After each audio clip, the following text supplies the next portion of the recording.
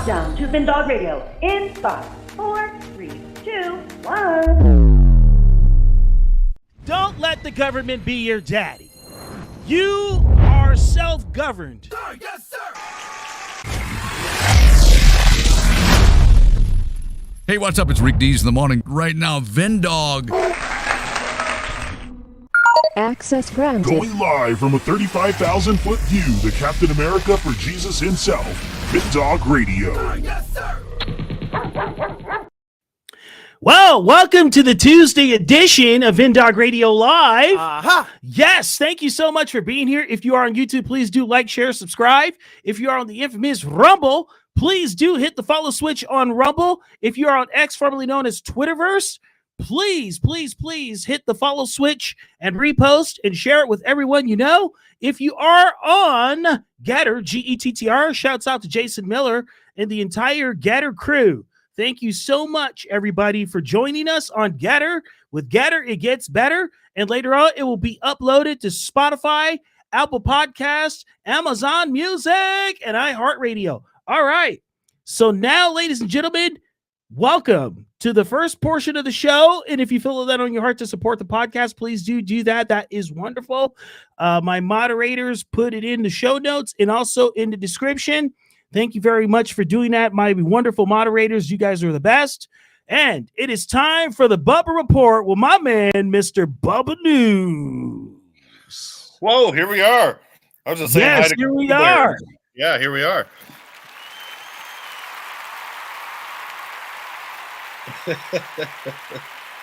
Yes, here we are, folks. Bubba News in the house.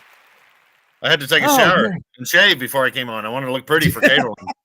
He goes, man, I had to make sure I look good before I go on camera.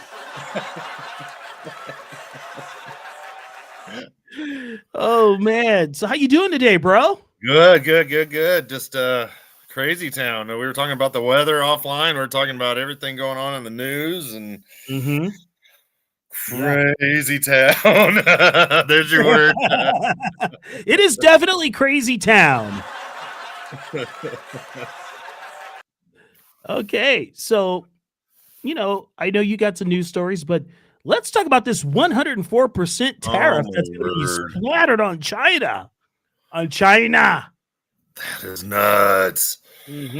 China. 400. What? Yeah, 104%. My question too is, what's this going to do to all those Temu addicted people? Well, all their cheaply made products are going to go up 104%. These tariffs are out of control. Oh man, Temu is a weird company. Yes, absolutely. Yeah, that's going to mess up a lot of Temu lovers. So later on today, we have gubernatorial candidate Daniel Mercury at 4 p.m. today. So it's going to be fun. This is like a new format of a show that we're doing, Vindog Radio and the Bubba Report. It's going to be fun. So Bubba, I know you got some stuff, bro. I know you brought some ammunition to share on the news wire with us. Well, I saw this video. Oh man, I'll have to show you. It's nuts, but it just shows all the countries going by with all the tariffs. Oh. This is, dude, that's going to really affect Americana and people's pocketbooks, because this isn't, you know what I mean? I mean, yeah. This is all leading into, a measure of wheat for a penny down the road. Because if people are going to have to work all day to basically have a decent meal for one person or dog food for a family of three, I mean, hyperinflation, man. This is crazy. This is good. You know what, though? I think it's going to make countries like China bottom out. You think it'll hit China worse? Yeah. I think it's going to make them bottom out because they have 1 billion people to take care of. Yeah. Yeah. And other companies are moving here to make sure that their products are to be made in America. Yeah. And I think there's going to be some money. There's going to be some money made, with these tariffs. So I think this game is gonna like really ensue things. I think war is gonna be like one of the next results. Yeah. On a lot of this stuff, and the pendulum shift is ensuing itself. So yeah, let's share the screen, brother, because I know you got that stuff. Well, let's get it. I mean, it depends on what you kids want. Let's do. Do you want Tariff Boy? Do you want to do just news? You want to do military, Middle East stuff? Let's do a little bit of tariffs into the Middle East. Okay, yeah, we'll start off with. Let's start off with something goofy. Yeah, why not? Yeah, let's get that screen share going, Bubba. All right, let me get it set up. What do? I hit the button down here and no, share. There she is. Yes, I understand. He don't shared it. He don't shared it, folks. So come on down. All right, there it is. Yeah. Hey. All these tariffs. Andrea Bocelli, ladies and gentlemen.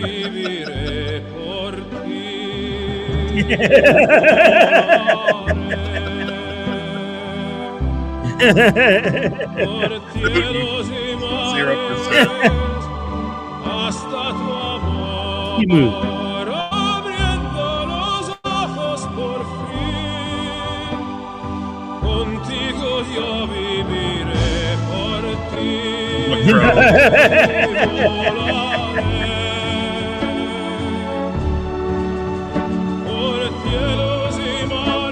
Oh, me, oh my, that's insane. That's going to cost a lot of money.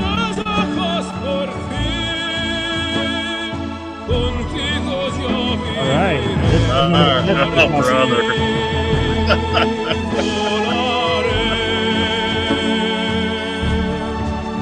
Yeah, that's going to cost us, folks.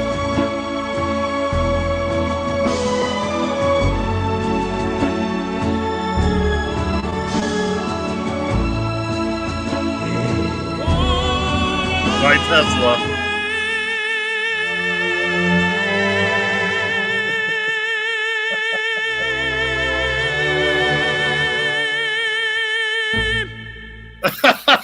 Yeah, that works for me, folks. That works for me. That works for me.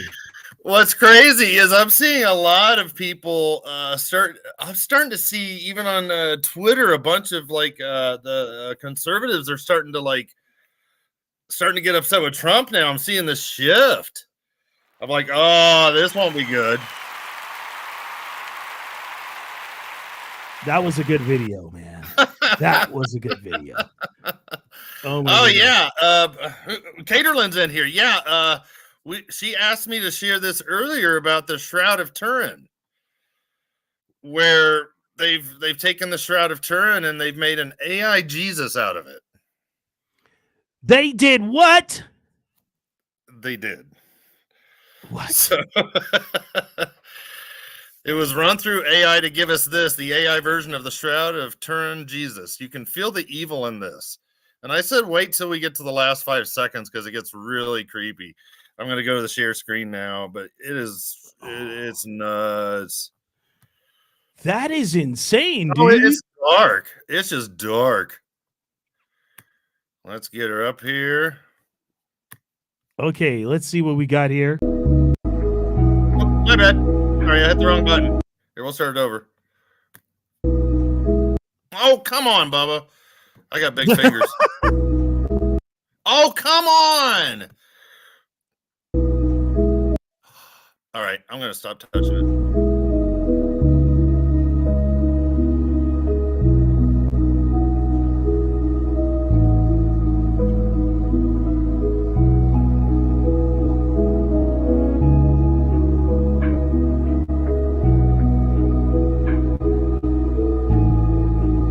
Show the scars on his head, or what they believe. Watch this last ending right here. It gets really creepy. You can just feel the demon. You can just see it in the dude's eyes. It's dude, this horrible. Is crazy, right? It's horrible. What in the world?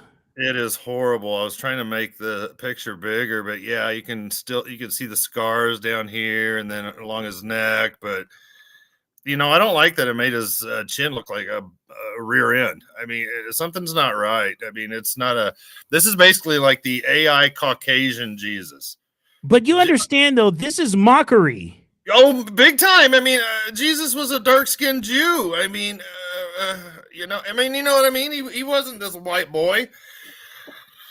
Wow. It's a full-on mockery, and we're just seeing this darkness is coming more and more and more and more lately. It's horrible. Yeah, I just think that the level of this stuff is about to increase. Yeah. Yeah. But look at what they're, everything they're doing online is it's all for the dark. It's all, and this is what I said last night. People get ready. Jesus is coming. Soon we will be going home. So. Yeah, I earnestly believe that we are getting that much closer, bro, because I do too. This is absolutely incriminating what they're doing. I do too. Wow. Just wow. This is where the world's going, bro. Oh, yeah. It's going. Down. This was yesterday where Saudi and France are still talking about co-hosting the big UN peace conference coming up. What peace? Peace that's coming to the United Nations June 2nd through the 4th, their big peace conference. We got Macron and you've got Saudi Arabia who are behind it all. It's part of the whole two-state solution to get Israel and Palestine to be created, the state of Palestine, that they can live together in peace and harmony. Yeah. We like to teach the world to sing in perfect harmony. Yeah, right. Yeah, I don't see that happening. No, I don't either. But we know that there is going to be a point where there's going to be peace and safety. It is. It's coming. But you know what? This is their plan, and they do want to get it done. This is what I was sharing today on Facebook. Like these big prophetic wars, I believe even with Iran kicking off by May 15th in the next 5 weeks is very, very possible. That's the point I'm trying to I don't think any of us, myself included, we don't even understand. Once these things kick off, it's going to get nutty, and it's going to get nutty fast. Yeah, and I can just see everything that's leading up to it. All the puzzle pieces are being put together. Wow. And I have a feeling, and I've always had this belief that Jesus is going to come back the exact moment when not one believer is looking for his imminent return. In other words, like we're all going to be so glued to the TV because of the carnage and just insanity. You know what I mean? I've always kind of believed that, like that surprise factor when we're all refocused on something else that's not on the Lord Jesus Christ and his imminent return. Oh man, I totally agree with that because people are going to get caught by surprise. Yeah. Yikes. Oh my goodness. Can you imagine if they tried to break away from the insanity of the wars going for there's suddenly millions, we're getting reports of millions of people missing and oh man. All right. So I have a thought, but I want to see what your thought is on this first. Yeah. How many people in the world will be raptured?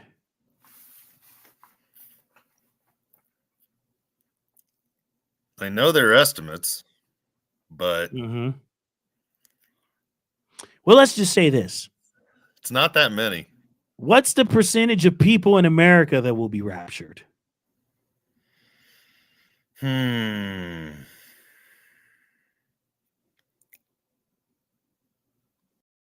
know COVID took like 1 out of every 330.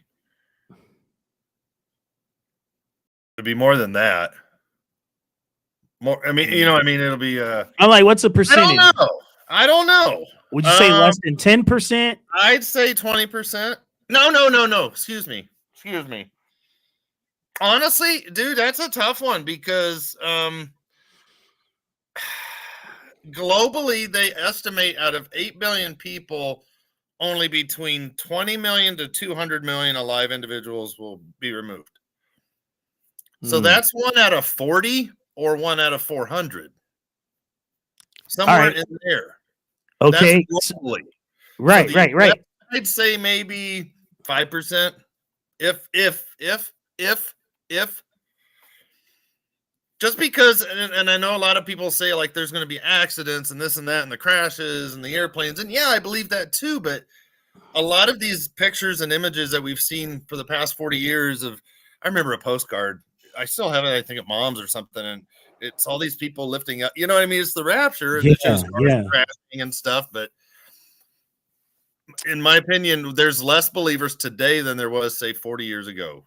30 years ago. Yeah, and there's more people. We've lost so many of our prayer warriors through the pandemic and all, you know what I mean? All these people before us. And yeah. Well, outside all that, there are people in America that portray themselves to be Christians, right? I know. That are really not Christians. They're cultural Christians. I know. So I believe personally that I'd say about 2.5% of the United States will be raptured. 2.5%. Honestly, if I did my numbers, it'd be around there. Yeah, 2.5. Yeah. Mm-hmm. I'd say about 2.5%.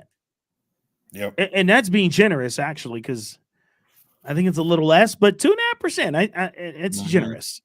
Mm-hmm.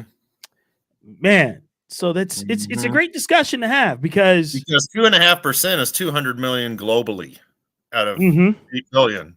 So yeah. Yeah, I'd go with that. Mm-hmm. Yeah, it's going to be a very small number. But that being said, I also know that there will not be one person on the planet that the harpazo will not affect, who's left behind. Someone will know of a wife or a daughter or a grandma or a school worker or a co-worker or a cousin or a neighbor who suddenly disappeared. Even in these villages and stuff, people are going to know. You know what I mean? This is going to be absolutely, global. Absolutely. Every single person left behind. Mm-hmm. Man. Yeah. So do you believe this? I believe that the average person is going to go about their day and not even notice that those people have disappeared. I don't think most churches will notice many members disappearing.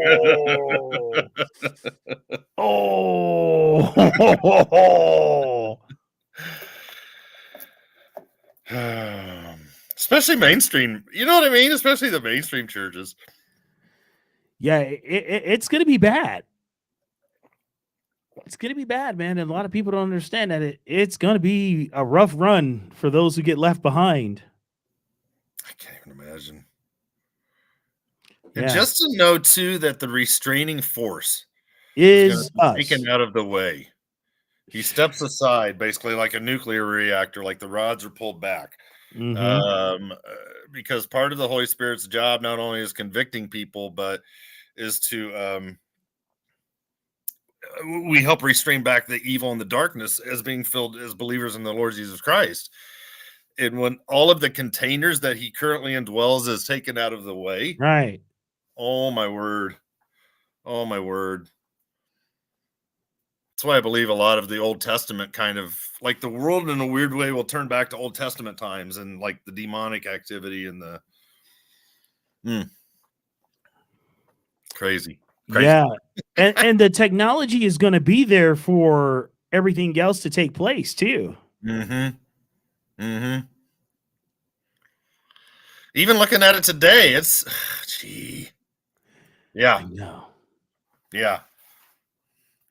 It's actually crazy, man.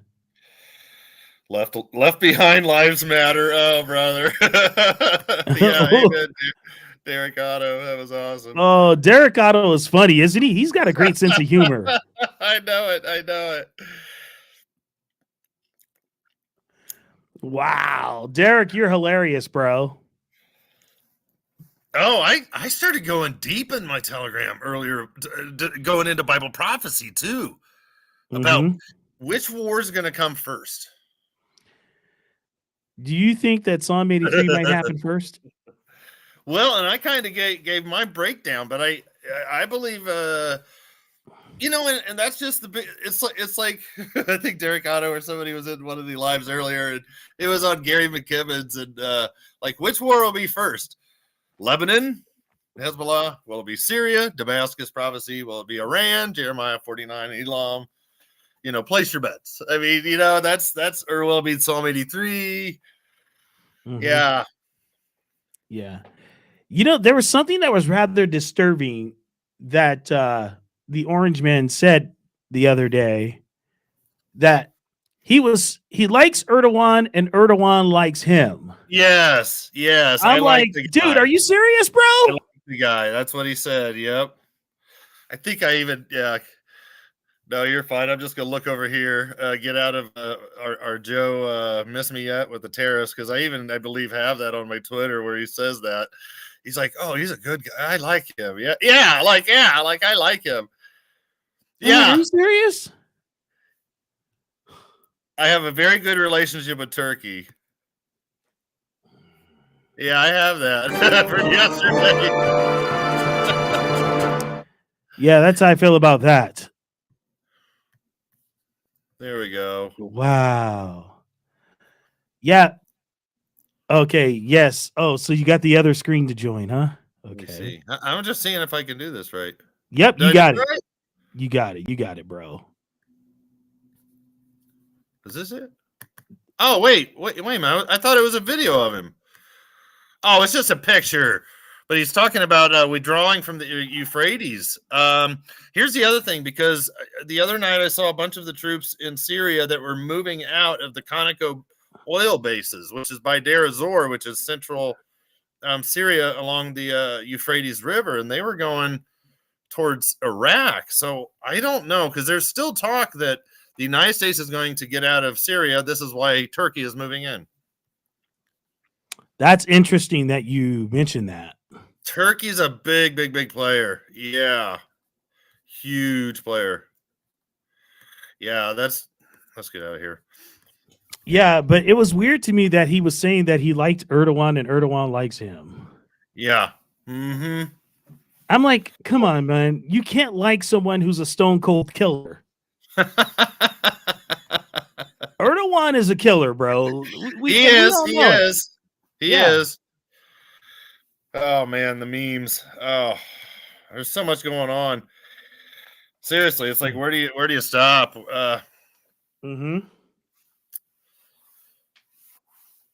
Yeah, this is crazy too. Iran's arming proxy forces in Iraq with missiles that can reach Europe, surface to surface weapons. So it'll be interesting too. That's what the Telegram is all this afternoon was all Iran, because they're having that big meeting on Saturday in Oman. So let me ask you this: do you think Iran's going to go to war?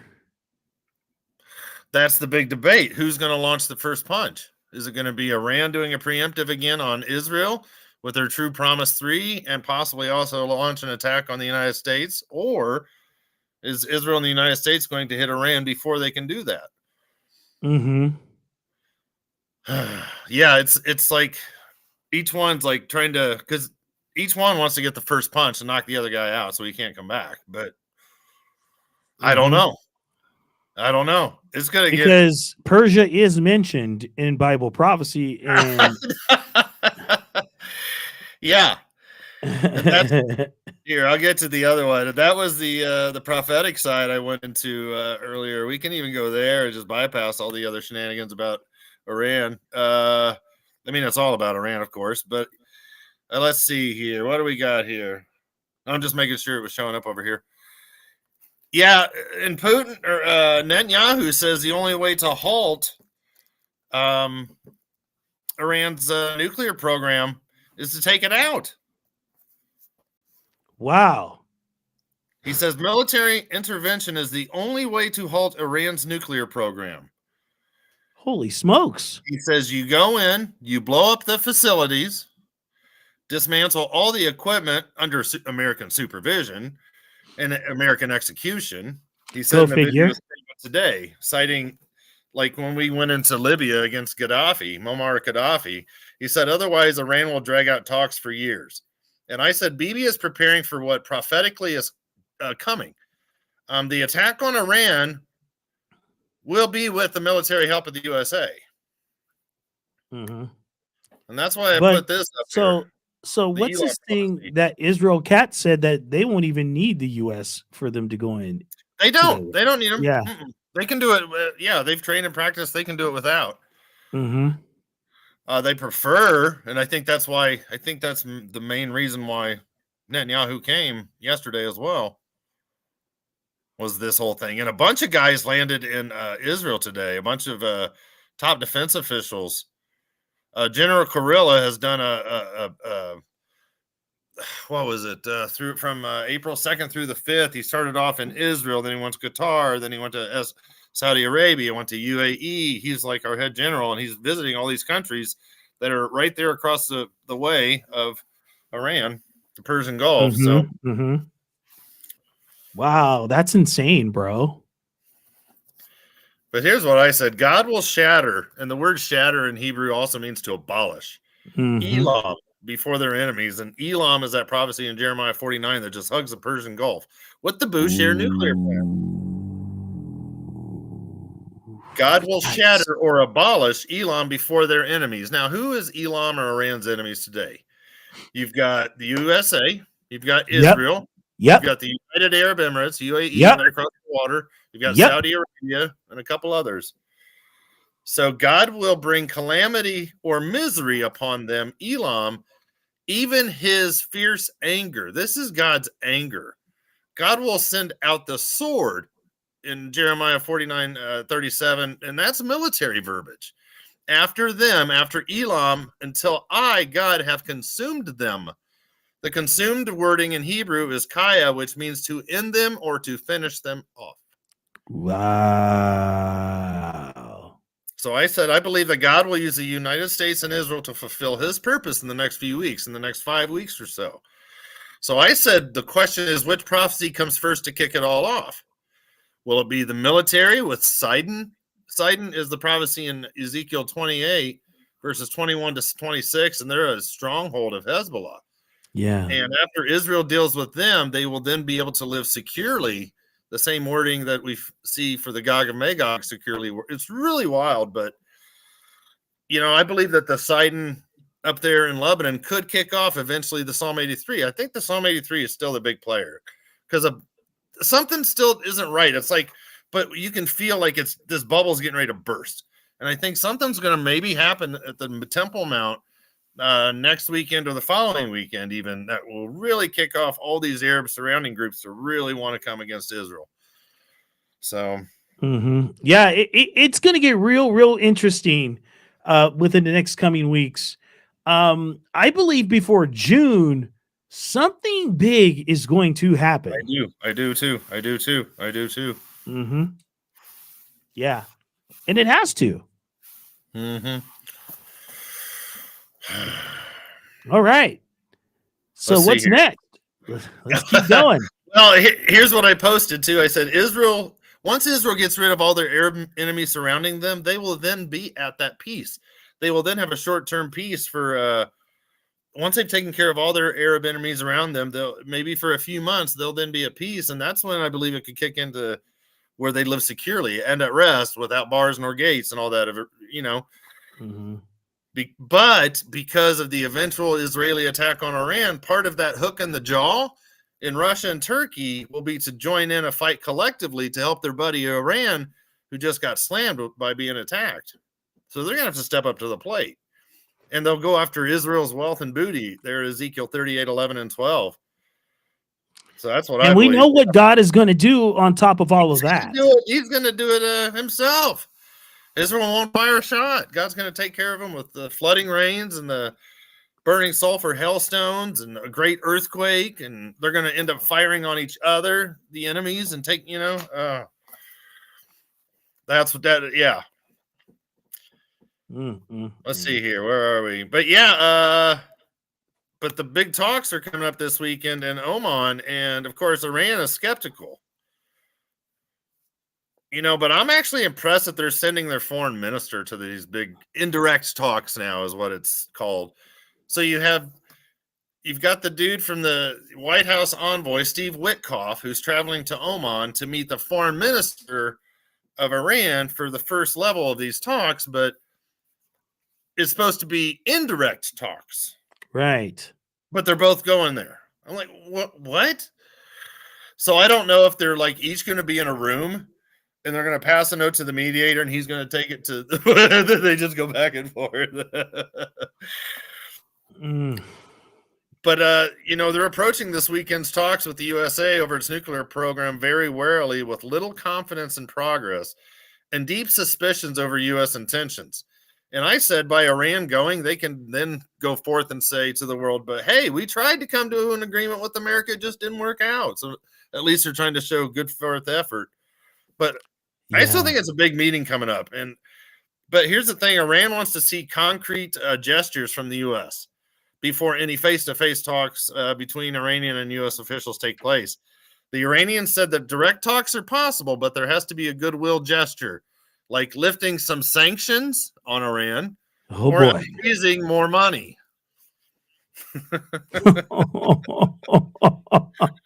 Well, we know how that turns out.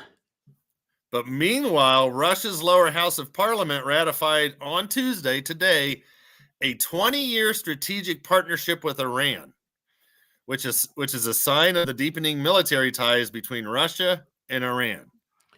This is all Bible prophecy. This is like, bro, this is about to go heavy. This is about to get heavier than ever. Mm-hmm.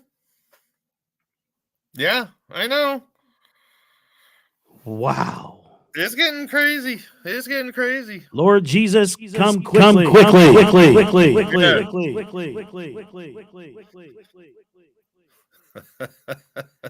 My goodness, man, this is insane. The Jerusalem Post came out today and said, well, with Trump's plan that Steve Witkoff's going to present to Iran, they're going to say, well, Iran, you're permitted to keep your civilian nuclear program for electricity only, while any military nuclear activity will remain strictly off limits. Right. Who's gonna enforce this? And by the way, who's gonna monitor that? Right. Iran will be allowed to maintain a civilian nuclear program for electricity generation, such as the Bushehr nuclear reactor, which is in Elam, which will be hit with this Jeremiah Iran bombing. But even if it must completely dismantle its current nuclear program, Iran's not going to be too thrilled with this plan, and neither will Israel. Iran won't agree to this. But Netanyahu wants to. Here's what Netanyahu. Let's see if I can scroll over one more. Come on, dude. Get over there. Oh, yeah. These guys started meeting today behind closed doors. It's Russia, it is China, and it is Iran. And they're all meeting with Iran before Iran goes to these meetings to talk with the U.S. this weekend. So, the tariffs, 104%. This is what Netanyahu wants. He wants the Libyan model. And the Libyan model was, I put it down here, refers to the 2003 agreement between Muammar Gaddafi and Western countries, particularly the United States and the UK, to dismantle Libya's nuclear, chemical, and missile programs. But unlike Libya, which depended on externally purchased military equipment, Libya got all of its military equipment from us and other people. Iran has developed its own defensive capabilities. Right. Applying this Libyan model won't work on Iran because technically there are no nuclear sites in Iran, since Iran is technically not actively working to build a bomb, per the DNI report. Iran considers their nuclear development of missiles in Natanz and Fordo as part of its civilian nuclear program and not its military, as these areas are under the supervision of the International Atomic Energy Association, the IAEA. So if the demand goes forth that Iran can only preserve their Bushehr nuclear site there on the Mediterranean or on the Persian Gulf there, then it is actually demanding Iran to dismantle their Natanz and Fordo plants, which would in effect be implementing the Libya model that Netanyahu wants. But it's a no-go. Iran will be like, no. Oh, Iran will be toast. No. So the U.S. is going to have to do it. They're going to have to, Israel, Mhm. they're going to have to do it soon. The question is when. That's the big debate. Because all the talk now is on Iran, but then you've got Turkey that's moving into Syria. And Israel saying, yeah, don't let Turkey buy those F-35s because we don't want to have to shoot them out of the sky. Yeah. Because Turkey So- would get NATO F-35s. Israel's F-35s are like totally So different. yeah. So check this out. So in 2028, Donald Trump will no longer be president, Mhm. right? I mean, people, things are still going to continue on here. Who's going to come in after him, right? You know who I think's coming in? You really want to know who I think's going to come in? Oh, Take a good guess. Who's going to come in after Donald Trump? He's like, I got to get some snacks on this one. I do. I'm not going to say Elon because I think Elon's done. Nope. And a lot of people are not paying attention to this guy. Well, who is it? Newsom? Oh, brother.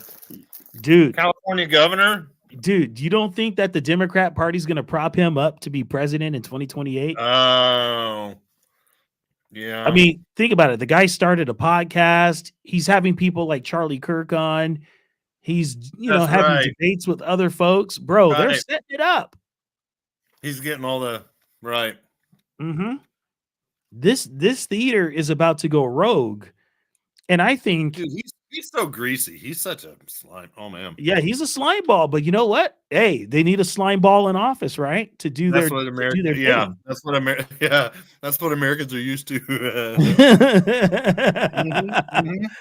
So I believe, yes, this is the part of the theater. That'd be Trump is going to crazy. be a friend to Israel, right? Mm-hmm.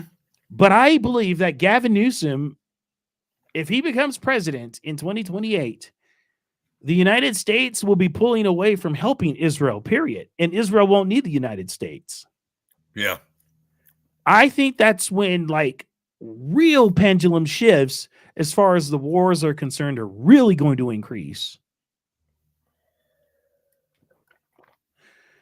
Don't take my word for it. It's just my opinion. Just my opinion, guys. I like what Cherise said. Trump already said that he was the last president.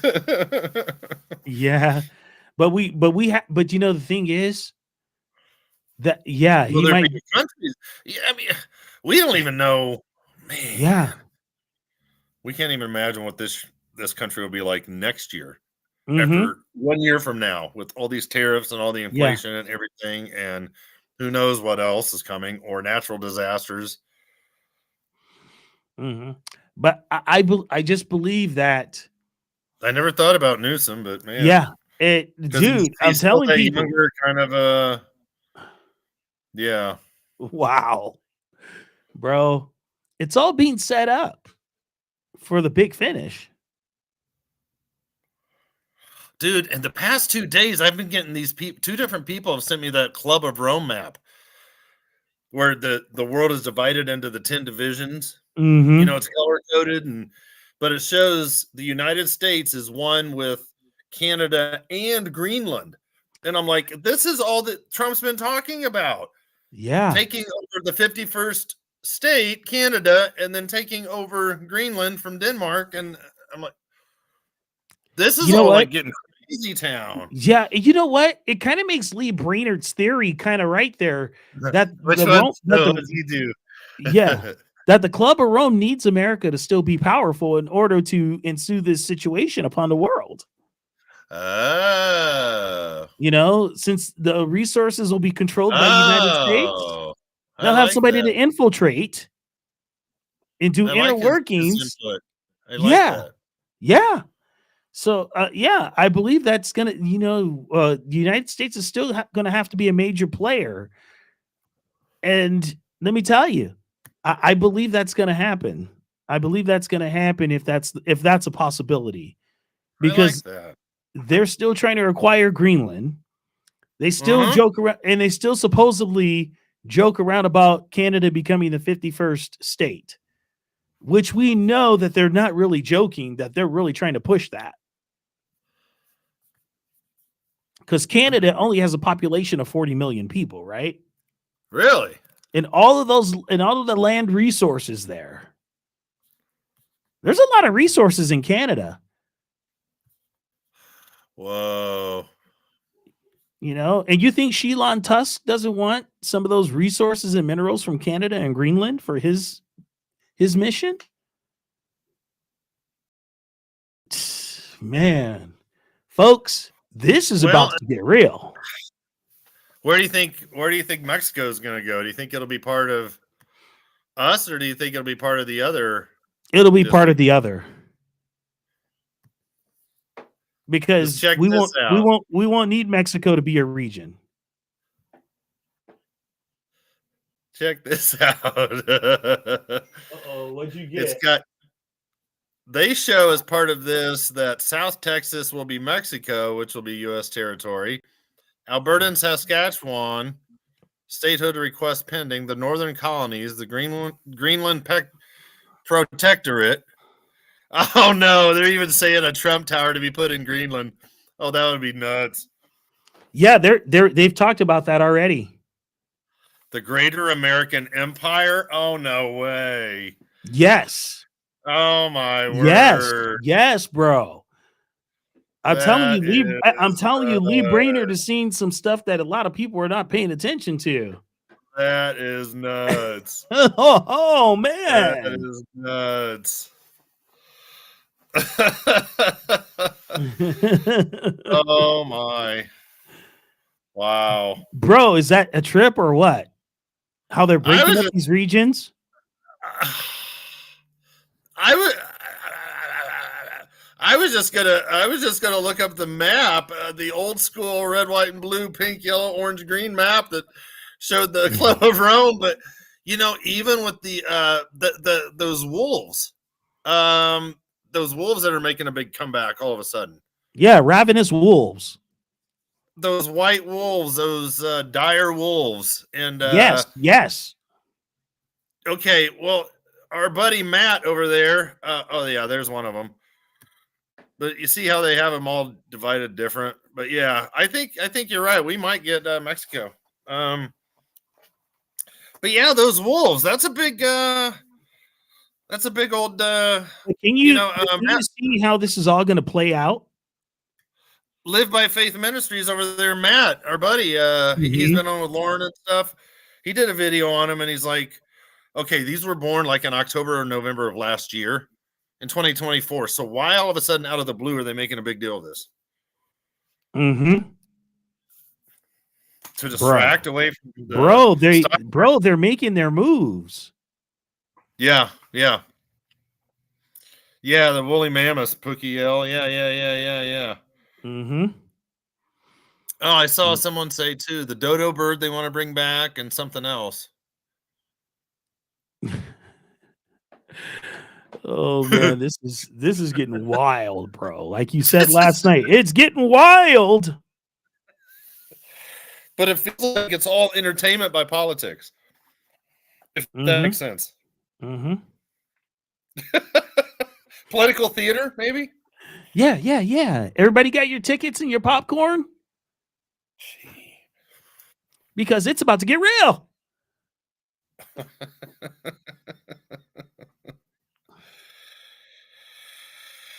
I know, bro. It's crazy. But this is good to know. This is good stuff to know. It is good to know. It's great to know because it shows you how much closer we're getting. That's right. I know it's bad when my unsaved neighbors are noticing it. Yeah.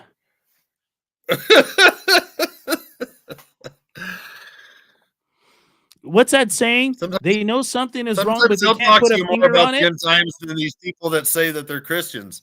Seriously, these unsaved people will talk to you more about end times sometimes than people who say they're Christians. I don't get it. Yeah, that's true. And some of these people are just like, I know something's wrong, but I can't put my finger on it. Yeah. But then, like you said, if 2.5% of us are taken out of here, That other 97.5% literally has their head in the sand like an ostrich. Because how many Wow. people, you know what I mean? Neighbors left, right, others, they're just like, they see nothing, they know nothing. But think about this too, brother. How many of those people of that 97% say that they are believers? Oh, yeah, I know. And I it's know. not necessarily true. No.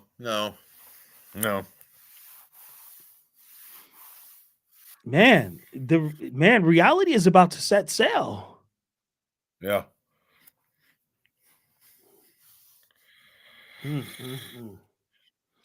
Yeah, because man, these last days, bro, it's about to be a whirlwind of a spin.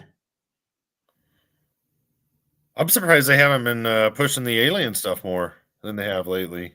Ooh. No, I'm just kidding.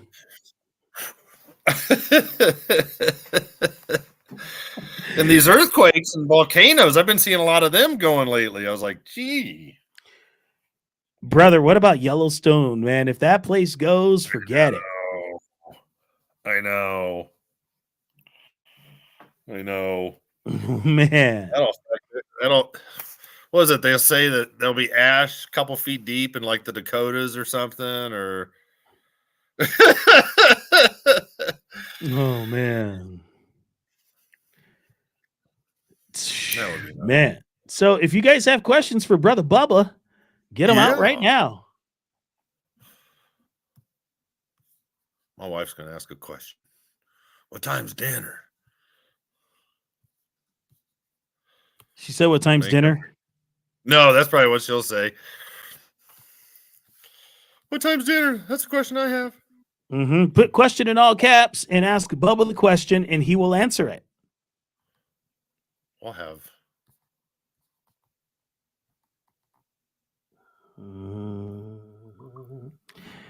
Yeah, Bubba, it's gonna get crazy, bro. It is. I don't think people are ready. No. Not at all. That's what I was. Man. Question. Oh, that's a good one, Sunday Lily. What's the question? Will all the tariff wars lead to one world government? I believe so. Yeah. That could be part of it. That could be part of it. That could be part of the deal signed behind closed doors. I could see that.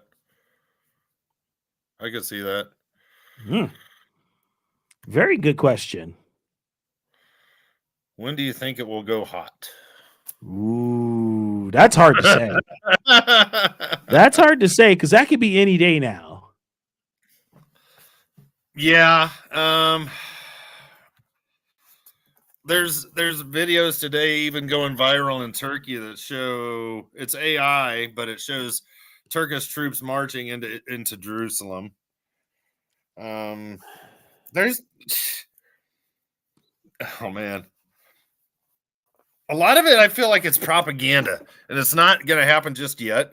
It's like they're setting the stages and people are getting moved in, and they'll come out with a threat to see the others' reactions. It's like to try to find a weakness, or I don't know. I love people's comments, in a bro. weird way. Oh, I do too. Yeah. In a weird way, it feels like all these world leaders are trying to strut their stuff. Like it is weird because it's like all these global leaders, each one's like interviewing for the Antichrist position or something from stage. That's what it feels like.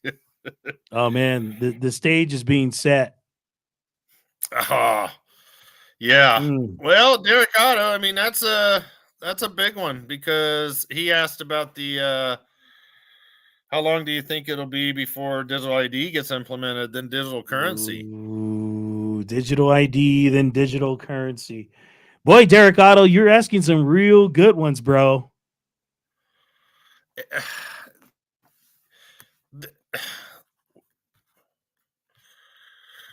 I mean, this just came out even today. I'll throw this up real quick because I guess we have a few minutes. Oh, not you. Wrong one. This just popped up today because 40 MKs in the UK are calling for digital IDs to fight illegal immigration, basically to streamline public services. So this is what I believe Trump's going to end up doing. Him too. I mean, all of them are going to end up doing the digital ID thing. And I think that comes first before the switch over to the. But also remember next month, May 7th, that Real ID goes into effect where you can't get on a plane unless you have the star or in our federal. Wow, that's going to be an incredible move. Yeah, I know. And they've pushed it off for the past couple of years, but it officially they're like, we're not moving it. This is and that's going to set the stage, I think, towards them switching over. But see, that's the other thing, because the United States has been falling behind like Europe with their digital ID, because Europe has been getting so much. I don't know. They've been developing it longer, but it's kind of a good thing in a weird way. But I think they're going to have to do it because they're going to say that we need everyone to have a digital identification to know whether or not you belong in this country. Yeah, that's going to have to be the whole thing. And it's going to be for your peace and your safety and your security, sir. So we know that you are one of us. Hi, brother, we gonna make sure it's for your safety, for your peace, for your security, for your family's security, and for your children's security. So don't you worry, brother. We got your back here in the government. Jason Garza, question: do you think the economy will collapse prior to the rapture? I think the hypothesis will be the catalyst, because I believe our great departure will be the time for their great reset. Yeah, because we'll be out of the way. We'll be out of the way. And because a bunch of people are now missing, we're going to start this new thing digitally so that we know that you're with us. It's a safety and security thing. Yeah. And it's time for the missing persons report. And it's going to lure people into feeling like, I need to do this. Yeah. Seriously. Even for the switch over to the digital ID, and then they're going to make it. And it'll eventually be mandatory digital ID, and it's going to be tied into the health side too. So yeah. But I believe that our departure is what kicks it all off. Oh man, it's going to be a little bull ball boogery, man. I tell you. Yeah. This just came out today. Biometric update. This is a good one to keep up on. The ID for Africa 2025. This is all Bill and Melinda Gates thing. Oh man, that's crazy. It's all coming together. I mean, this is a great website, biometric update. Yeah. Digital ID for all. I mean, all the biometric needs. Yes, sir, my brother. So let me ask you. Since we know that this is all going to happen, before our guest comes on, how about you share the gospel real quick, brother? Sure, let's do it. That's been a passion of mine. I think getting more, as I'm seeing that we're getting closer, is just to be like, there's no time to be playing games. You know what I mean? Sitting on the fence. Especially because there's so many that claim to know Jesus, and there's a lot of people that say I believe in Jesus, but they've never had a heart change. That's right. And you don't get cleaned up before you come to Jesus. You come to Jesus and he cleans you up. And, that's part of the heart change process. And I was thinking about that too the other day. Like, there's no do-overs. No, there isn't. And it's a mind screw in a weird way. You know what I mean? Because it's now or never. We can't even fathom the future with the next world. You know what I mean? Right. Yes, sir. And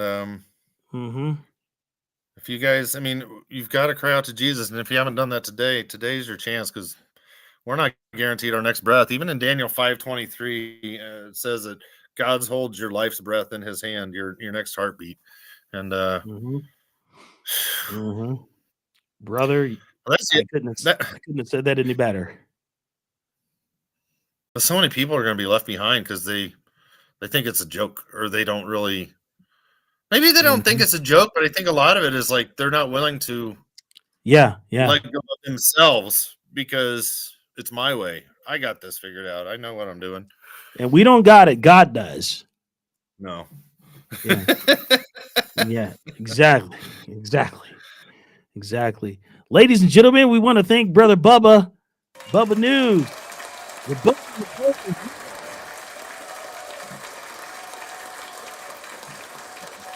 That was a great job on the Bubba report.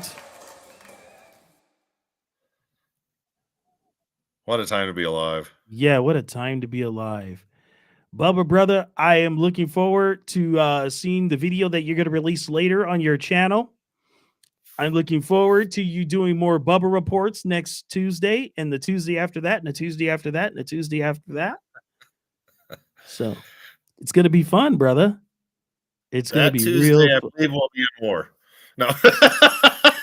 Yeah. The Tuesday after that and the Tuesday after that and the Tuesday after that. Exactly. Oh man, brother Bubba, thank you so much for being on, brother. We're gonna get to yes, sir. God bless. And I'll be watching your news story tonight, my friend.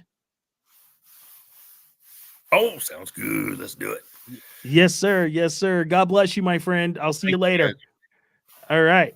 Now, coming up next, ladies and gentlemen, this man is running for the gubernatorial position in the state of California in 2026, and I'm going to play a promo by him right now. You guys ready? Here it goes. I've been campaigning for California governor since before the first Newsom recall. And now for the 2026 gubernatorial race.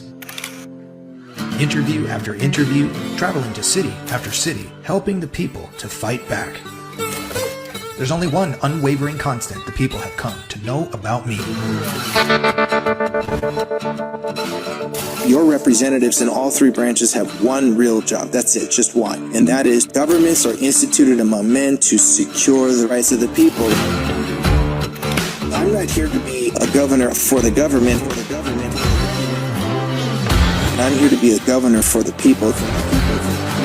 The people's governor.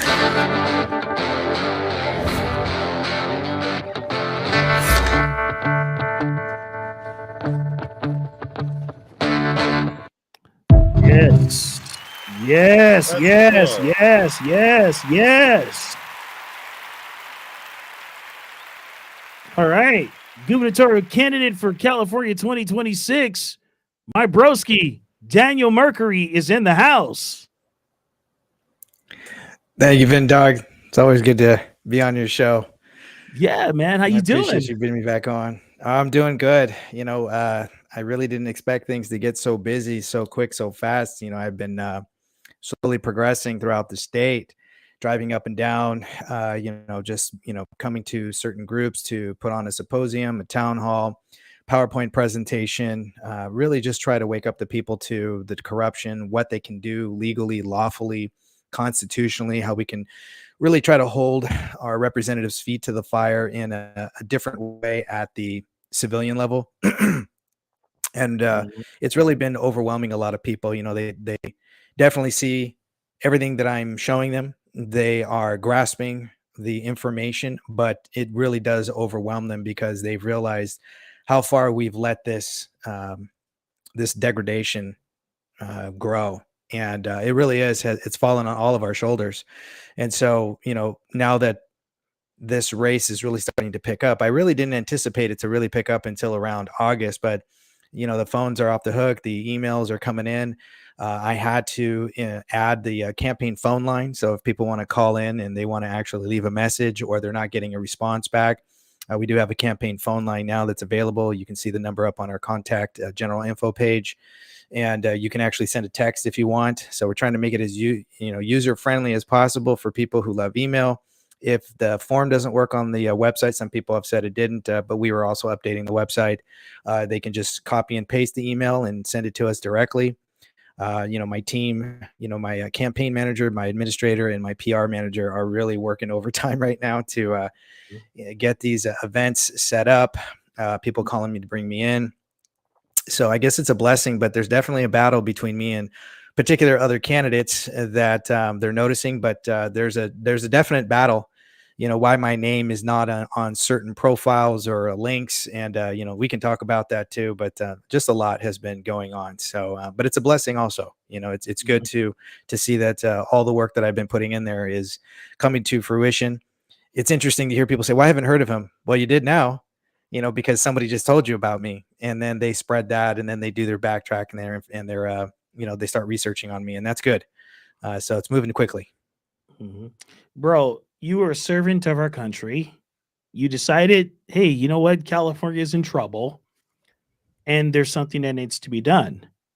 Yeah. Then you came out with this wonderful book that I read, Lucifer Zenith.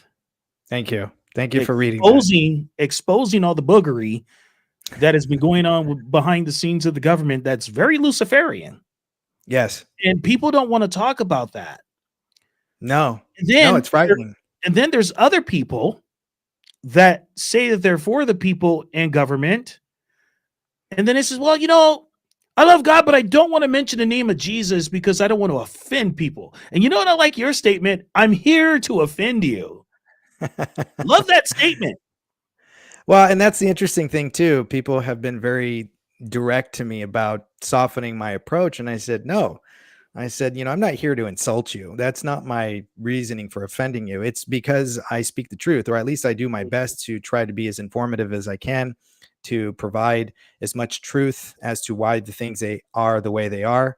And a lot of time that just offends people. They just don't want to be held accountable. Or, let's face it, the second you know information, the second you find the truth about something, or you've been lied to, you have to go one of two ways. You're going to have to accept it and make a decision if you're going to keep moving forward in a direction that you're not supposed to go in, or you're going to cover your ears and you're going to shun the information, and you're going to make up all kinds of excuses, and you're going to keep going down the path you shouldn't be going down.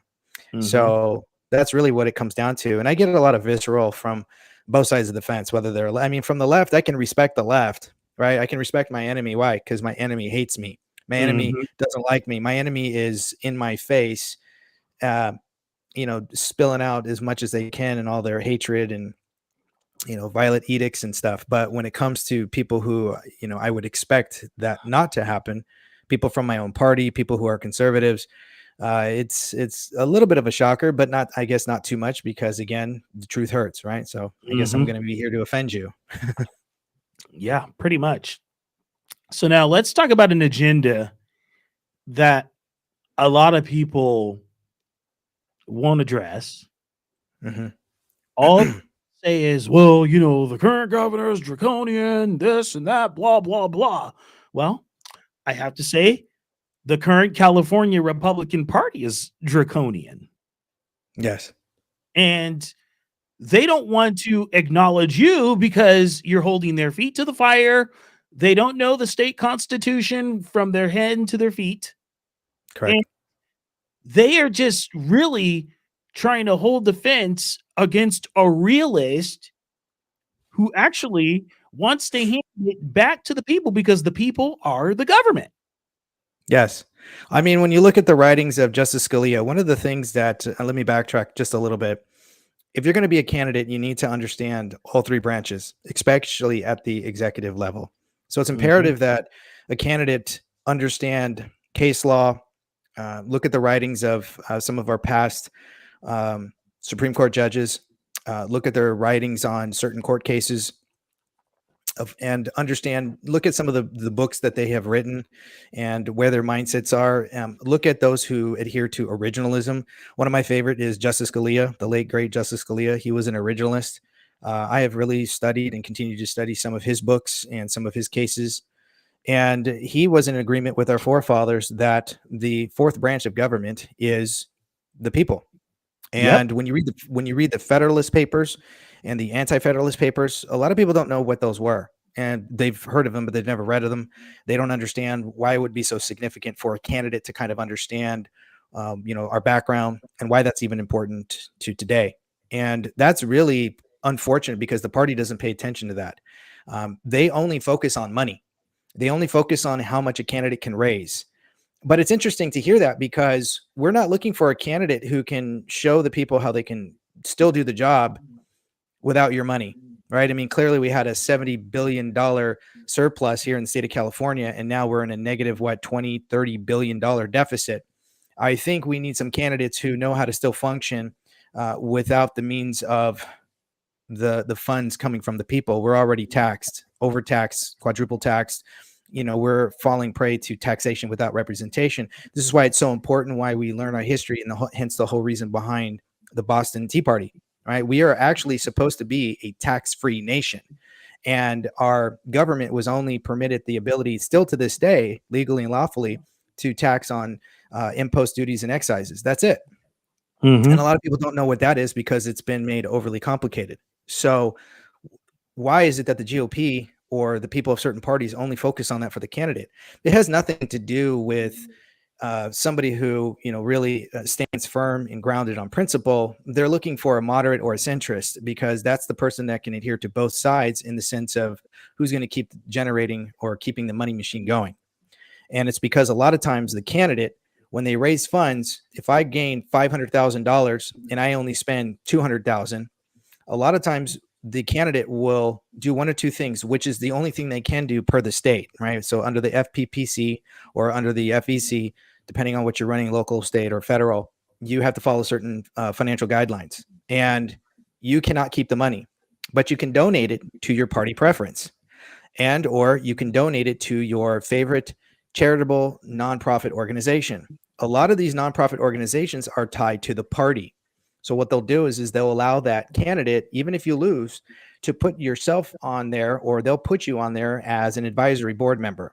And then they'll pay you 75% of what's left. So if you have $300,000 left over, they might keep $100,000 for themselves, and then they'll cycle the rest of the money back into your account because, well, that's what you're worth. And a nonprofit charitable organization can pay out whatever they deem necessary for their organization. And then you now have a candidate who is what's called a perennial candidate who just constantly goes out there, pops out onto the scene to run, raise money, and then they disappear into the void. That's how they make their living.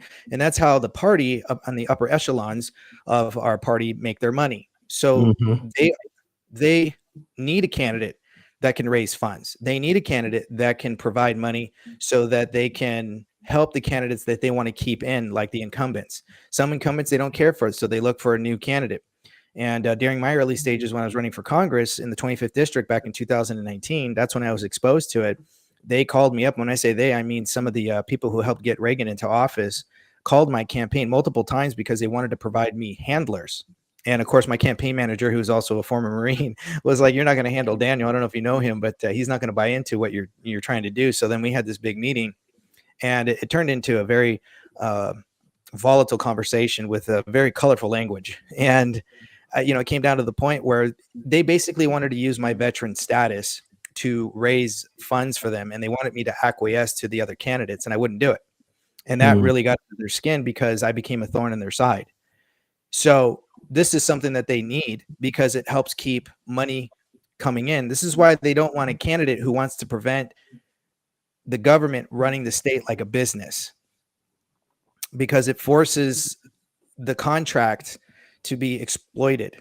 And when they do that, running the state like a business gets government around the laws of nature and of nature's God, meaning common law. But that's what our Constitution was founded on, was common law. And it was designed to ensure that the prosperity of the people stayed within their own pockets. This is why removing the income tax, which I've been talking about since the recall, and everybody thought I was, an ignorant person. I was, speaking wildly on things that would never happen. And now we have other candidates starting to say the same thing, where they're singing my tune, right? This isn't new. It's just the fact that people are finally listening because they're tired of overtaxation and not realizing what we've fallen prey to. And that is because they have failed to remember the laws. And it's interesting is that ties into the Bible. When you read in Hosea, God talks about, my people are destroyed for a lack of knowledge, but they don't keep reading because it says, because you have forgotten the laws of thy God, I will also forget thy children. So he first says, you are no priest to me. You have forgotten thy laws. Okay, well, what's happening here? The people don't know the laws, or at least enough to understand when they're being bamboozled by, corrupt representation or representatives who are clearly turning their backs on their own constituents and violating their oath. They don't know anything about the oath of office. So it really goes into deep. This is why it's so important to have a candidate similar to myself that understands this, because you need a candidate that's going to hit the ground running, but that candidate has to understand how they're going to push back against a supermajority if we're fortunate enough to get a governor candidate like myself into the office, not someone who's going to negotiate with the swine deviants who've done nothing but gaslight everybody. Mm-hmm. Yeah, because there's a lot of gaslighting, and you and I both know it. It's been going on for decades here in California. Yes. There are people that have been propped up in the so-called Republican Party to say, yeah, see, we got our guy that's going to go against such and such. But on the other side of the coin, they're all taking money together. Both the Republicrats, they're just rolling in the dough. Yeah. No, it's interesting to see that, when a lot of people, I can't tell you how many people contacted me and they said, why aren't you on that Fox list? We only see one Republican on there. And if you go onto the SOS, well, that's where everyone has to file, right? The Secretary of State's website here in the state of California. So if you have an intention to run for office, you have to file a 501 to make your statement of intent that you're going to run for office and which office that's going to be, what party it's going to be. And then you have to file a separate form that, if I'm not mistaken, I think it's the 410, your finance committee, your bank account information so that you can start raising funds. And so when you file your intent, you get one section on the website, and then there's a second website once they approve your finance and your finance information, and then they put it on the second portion. Well, that's where you have to go to see all the names. There's about 6 or 7 Republicans that have all their filing done. I'm one of them. Well, Ballotpedia wouldn't put my information up there because the SOS hadn't finalized my financial information. Well, it's there now, but they wouldn't put that information up. So a lot of people go to Ballotpedia first to see, well, who are these candidates? Right. Then you have Wikipedia. Wikipedia wouldn't put my name on information. You can go on there under history and you can look down, like myself or my campaign manager or my PR manager or somebody that was part of my team tried to list my name up there. But this person by the name of Bottle of Milk Chocolate, I have no idea who that is, seems to be the gatekeeper of preventing names to be up there. And they made a statement of, well, if this person has actually filed, you have to cite the website. So we cited it. Then they wrote back and they said, well, this isn't good enough because the filing, a lot of people claim they're going to run for office, but they don't finish their filing, meaning their finances. So instead they created a new section that said my name and said I filed paperwork, but didn't put me under declared, even though I'm declared with the state. Like, this is the nonsense that goes on. And the people that are behind these are actually are people who are part of the party. This is how you know that these pages are being, heavily controlled. Same thing with the Ballotpedia. I have receipts on this. I can show you on the back end. That they said I had to do the same thing. Had to show all the proof, website, video link. Had to answer all their questions, and then they said I had to show my 501 and a file and the actual copy stamped. I did. Then they wrote back and said, well, that's not good enough. You need your financial section. So they've got that now. So now we're just waiting to see what they say. So again, there's just people who are favored, and there are those who they don't want. And I get a lot of this. I get a lot of the people at the GOP that do not want me running, and they don't want their candidate standing next to me on a podium or a platform or anything like that when it comes to a forum or debate. Yeah, I noticed that too the last time, that these clowns, they just don't want to see that their candidate or their puppet that they choose will be actually exposed. Yeah. When you ask the hard questions, or when you can answer the question and you can give an answer on top of their ridiculous questionings that they have for you. And just like you said earlier, when you made the post that you were going to be on with me, all our stuff is unscripted because we want realism here. We don't want any fakery going on. No, and that's what I tell people. I said, it's really important that you should be able to be off the cuff. You should be able to answer these questions freely. I have no problem if I don't know enough about some information that's going on. This is a very, very large state. Again, I'll repeat it. We have 58 counties and we have roughly 483 cities. And that doesn't count. That only counts the incorporated cities. There's a handful of roughly 100 unincorporated cities and or towns. And we that want to have keep it that way. Well, that's the other thing too, right? The state's incorporated. All states are incorporated. Well, that puts us under a different jurisdiction. There's two different jurisdictions, right? We have common and we have common law, and then we have the corporatist, right? We have the corporational law, and we tend to be of civil rights, not unalienable rights, right? So a lot of people keep, wanting to scream for civil rights and not realizing that that actually puts you under the thumb of the government and not understanding how that works. So, and that's because a lot of these states and a lot of these cities are incorporated. So that means they're running the state like a business, which is why they can get away with treating the people like they're employees of the state, and they can keep taxing you over and over and nickeling and diming the people. And this is why a lot of people don't understand how this all functions. So it's really hard to wake up the people because they've been so placed into that.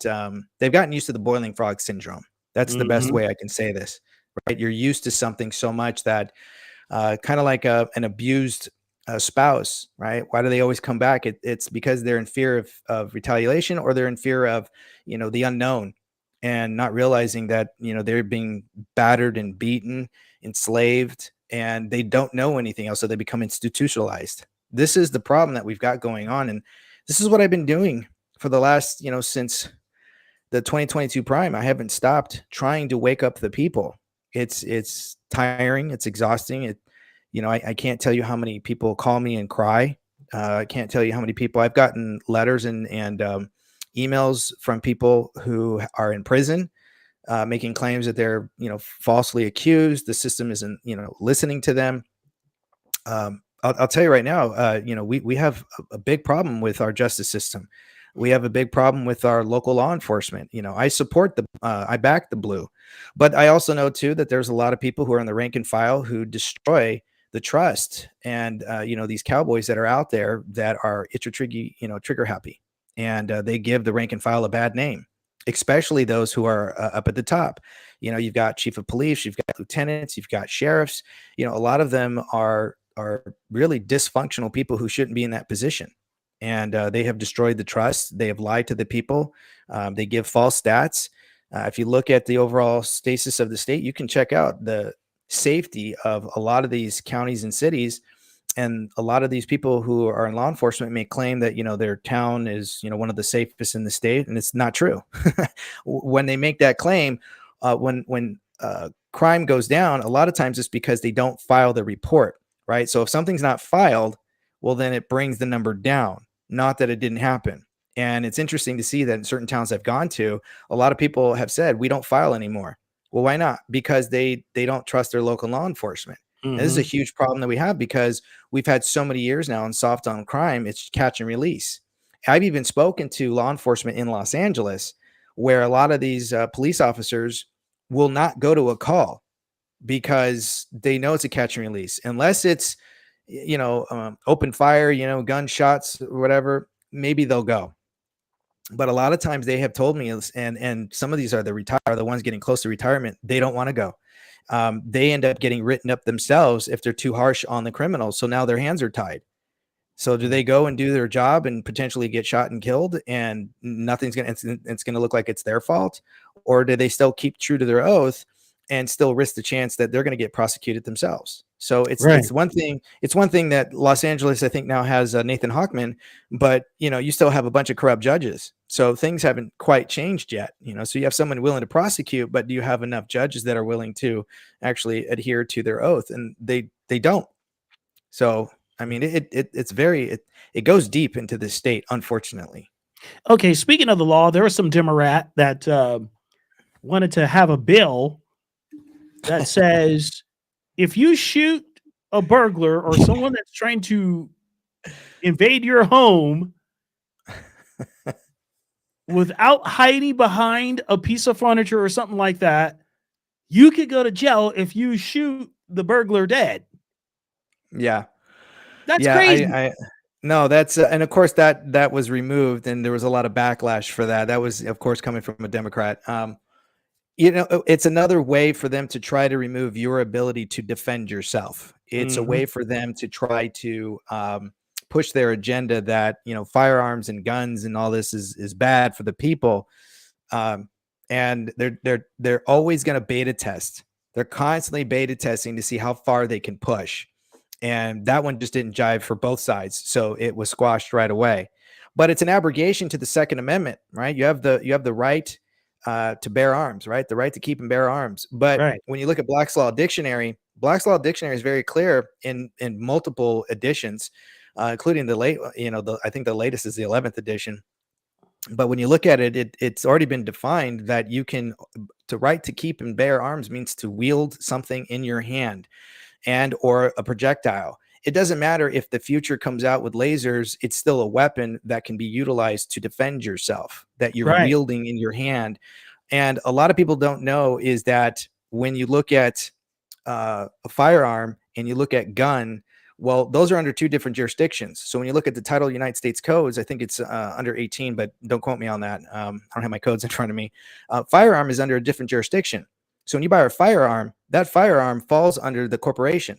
And so when you buy from a licensed dealer from the state, you're buying something that's getting registered. And the reason why we had heard in many presidential elections or congressional elections and races is where they want to talk about closing the loophole in gun shows and gun sales is because gun falls under the right to bear arms. So to bear arms falls under gun, or gun falls under the common law jurisdiction to self-defense, right? As well as the Fourth Amendment, right? Because it's a right to privacy. So when you go and you seek out a CCW, that's technically turning a right into a privilege. So it's illegal. Under my administration, everybody's going to have a right to have a CCW. You don't need to do anything. You already go through a background check. You already go through a cool down period. Your gun is already licensed and registered, through the sailor. But a private dealer is somebody just that. They're a private dealer selling a gun to somebody who has a license to sell, but that's not the government's right to know, right? Because it's an invasion of what? Privacy. So you have the Fourth Amendment, and then you have Constitution, Article 1, Section 1, and it says that that everybody has the right, and it's the last word of that paragraph. You can look it up right now, and it says the right to, last word is privacy, right? Yes, the right to privacy. So if you have so then why does the government get to know if I'm holding a gun on my persons, right? Which falls under the Fourth Amendment. So I have a right to that, and I have a right to life, liberty, the pursuit of happiness. So they're trying to figure out a way to how to get around to keep you under the corporation, which is firearm is under a title, U.S. code under a different jurisdiction and under the corporation, whereas a gun is under the right to keep and bear arms, which is common law. So they're trying to diminish one over the other, which is why they've not been able to close that loophole because, well, people in our country, in the Midwest and so on, understand this. This is why they can't get rid of it, and they're not going to. Because there's too many people. This is why we're not really attacked by other foreign nations. I've spoken to people who were part of the Chinese military who are now American citizens and escaped, the red flag. And they've come here and they said the reason why they don't attack is because they know that per every home, it's 330 million Americans, depending on the accuracy of the census. And they know that everybody has anywhere from 1 to maybe 30 different firearms of various kinds, right? Right.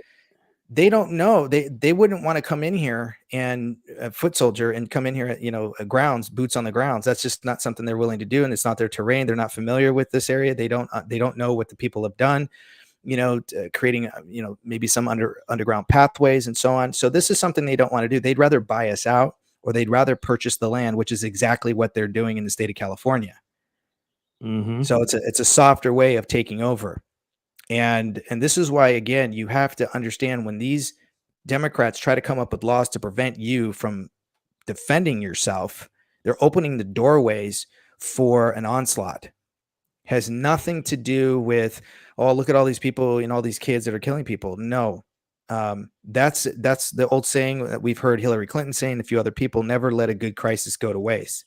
They try to capitalize on that. And then they try to pull on the heartstrings, but they never adhere to the Constitution. That's Constitution. True. The Constitution is clear. And I've said this. This was in my ad. And this is why I said this, right? If you look at the Constitution, it says that we've been endowed by the Creator with certain unalienable rights. Okay, so that my rights are unalienable. If my rights are unalienable, the next paragraph or the next sentence is very clear, and it says to secure these rights. Which rights? Unalienable rights. To secure these rights, governments are instituted among men, deriving their just powers from the consent of the governed, right? So their job is to secure the rights of the people. What rights? Unalienable. What is unalienable? God-given endowments, meaning gifts. So the right to life is an abrogation when somebody like this Democrat throws this bill on the floor. He just violated his oath. Under my administration, he's going to be heavily investigated if he's still in office. Once the investigation's over with, I guarantee you we're going to find that he was engaging in fiduciary delinquency. When that happens, he's going to be prosecuted. And upon prosecution, he's going to be removed from the seat, and he's going to be serving time under our state codes between 2 to 5 years. And if it turns out that there was more actions and they were treasonous, well, then he's going to have life in prison. This is why you need a governor like me in office, because I'm not going to sit here and put up with these games. And it's because most people don't want to go against the governor. Why? Because the governor controls the militia, the uniformed of the National Guard and Air National Guard. And I know how to use them. Right. So let's stay on this issue, because I have friends and family that live in the state of Idaho. They could go to a gun store, or a private owner, buy ammo, and also buy a gun and be out in 15 minutes. Yeah. Crazy. Yeah. That's crazy. Yeah, that's exactly how it's supposed to be. And that, under my administration, is exactly how it's going to be. We're going to remove CCWs. It's going to be lawful to carry on your own. Why? Because it's already covered under the Second Amendment. It's covered under the Fourth, and it's covered under the California State Constitution under Article 1, Section 1. Why do we need to keep drafting new laws, penal codes, and city ordinances and regulations and mandates? We don't.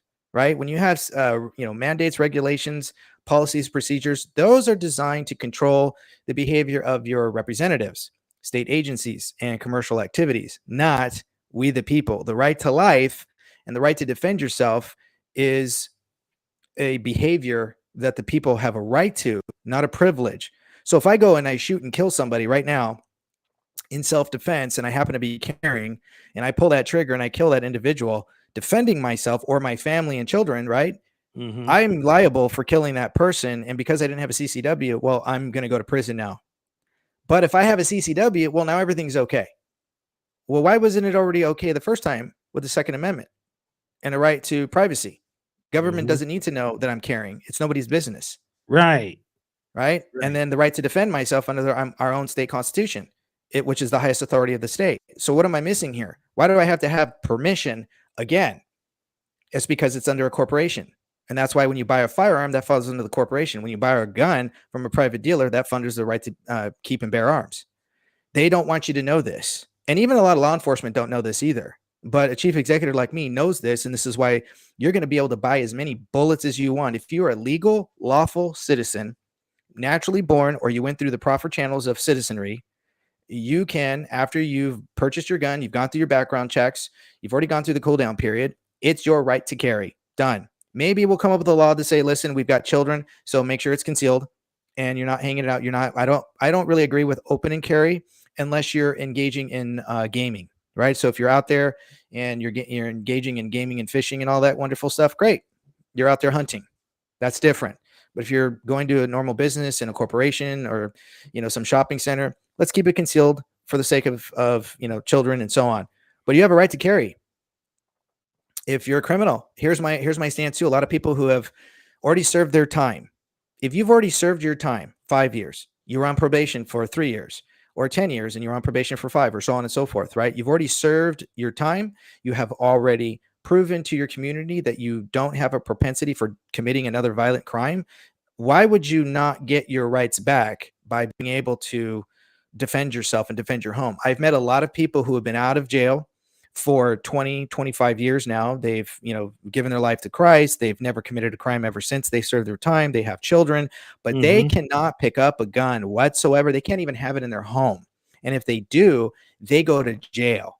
No, there's nothing in the Constitution that says that they can't get it back. It's a simple law. It's a federal law that we've had that some states mirror in the sense that they're like, yeah, if they get out, we're not going to give them a gun. Why? Why can't they? So they get to pay taxes and they get to, get scrutinized by the government, but they can't defend themselves.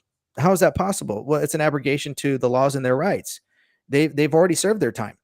So under my administration, that's going to be removed. You've already proven yourself. You get your rights back. End of story. You get your rights taken away. Absolutely. Absolutely. 100%. Let's go back to something that you talked about earlier. I have a friend by the name of Richard. He has a wonderful friend who actually has been wrongfully accused by the crooked justice system, like you said. He actually was defending himself for getting rid of a pedophile who was trying to kill him for trying to rescue a kid. And he got in trouble. He spent almost 30 years in prison. See, this is the problem. This is one of the things that I'm going to fight against. We need to stop criminalizing the victim and victimizing the criminal. I'm so over this backwardsness that this is why I wrote in my book, and I think you'll remember this, why I said, when they read you your rights and they say you have the right to remain silent, anything you say can and will be used against you in a court of law. Do you notice how they never say for you, in support of you, to guide you, to maintain your innocence, to ensure that what you're saying is going to be treated upon, lawful recognition? And so, no, none of that. It's going to be used against you. Why? Because all crime is commercial. There's commercial activity to that. Now that goes into a lot of deeper, information I'm not going to go into, but this is why the courts, they don't necessarily they're not looking for justice. That's not up for the courts. That's up to the people. When you look at the 5th, 6th, and 7th Amendment, when it talks about the courts and the right to a speedy trial, a public and speedy trial, it's, based on civil and criminal. When you look at that, you should be standing in front of a jury trial of your peers. Why? Because they are the ones who administer justice. The people do. Why? Because the courts are on trial just as much as the crime in question. And a lot of judges don't want you to know that. That's why judges cherry pick the laws as to what jury trials are supposed to focus on during whatever case it is if you're called into jury duty. And so that's called, jury tampering. They don't have that right. No, and they do that a lot. They do it a lot. They give you a jury handbook. No, if you're an educated jury, you can take that jury handbook and you can throw it in the garbage. It's not applicable. They just want you to think that way. Who has the final say? The jury trial. So if a jury trial rules on something, that's final. There is no Supreme Court judge that can overturn a jury trial, period. And it's never been done. So now you have to ask yourself then, what are we looking at then when we go to court? When you stand in front of a judge, that is a magistrate. That is a nisi prius court, right? Meaning that unless you first and last, you decide to not agree, right? So when they say all rise and you stand, you're agreeing, right? These little subtleties are what puts you under the corporation and under a different jurisdiction, right? So you have the United States Constitution of America and you have the United States Constitution for America, right? There's a big difference. So when you look at of and for, this is why you have to be, when reading law, you have to be very careful about, injunctions and so on, or conjunctions. Well, why is that? Because it changes the meaning of a sentence. And this is what the courts rely on heavily. This is why most lawyers don't know the law. They know tort. And I study law right now and I'm figuring this out very quickly. And so when you talk to a law enforcement officer, I can't stand it when they go, well, I don't write the laws. I just enforce the law. No, you can't enforce this. You have to understand the laws. So you can't enforce what's egregious. And this is why it's so important that we have law enforcers, not policy enforcers. Under my administration, every police agency and law enforcement agency, sheriff, and so on, everybody here is going to be a constitutionalist first. They have to enforce the Constitution under common law. They are going to enforce only policies that harmonize with the supreme law of the land first. End of story. So that's going to require some new training here, not policies that dictate the behavior of the people. The only time that there can be a crime is if there's an injured party, right? So for every crime, there has to be an injured party. And there can only be a remedy that's done by the people, which is constitutional. But if you're standing in front of a judge, that's an nisi prius court. That's an inferior court. That's a court of equity. They're going to take the Constitution and throw it out. It doesn't apply. Wow. This is what a lot of people don't know. This is why they don't want somebody like me in office. Yep, I know this by reading your book. Hey, I have been giving out like thousands of I think I'm over 1,200 and some odd copies I've given out for free. So if any of your listeners are listening, feel free to go to my website at danielforcalgovernor.com and go into the merchandise page. I would really love it if you made a purchase. And but if you can't, because I get it, we're on hard times, but you really want this information, just send me an email. And it'll go to my campaign and I will give me an address. I'll send it to you. It'll take me a week or two. I usually order anywhere from 50 to 250 copies every other month. And I just send them out on my own dime. Again, It's not about the money. It's about the information. Yeah. Moderators, can you please put that in the live chat while you're at it? That'd be awesome. DanielForGovernor.com, right? DanielForCalGovernor.com. Again, DanielForCalGovernor.com. Yeah, DANIEL for FOR Cal CAL Governor.com. And it's under the merchandise button. Yes, they'll do that. Okay, so let's get into something that I wanted to get real super heavy in today. And guys, I'm telling you, we don't script this. This is real stuff. So people that have been, going to school board meetings, protecting their children from these alphabet mafia creepos and being indoctrinated in a public schools, in a public system, a public indoctrination system that they're paying taxes on. Yep. That they're paying taxes on. Yeah. And they're being declared domestic terrorists because they're trying to protect the rights of children and, their other peers. Yes. What's your stance on all this? It's the schools that are infringing upon parental rights. A lot of people have had the argument that there's no such thing as parental rights. That's not true. Parental rights come from the laws of nature and of nature's God written in the Declaration of Independence, right? That of which we are of an equal and separate station. The laws of nature and of nature's God entitled them, right? It's an entitlement.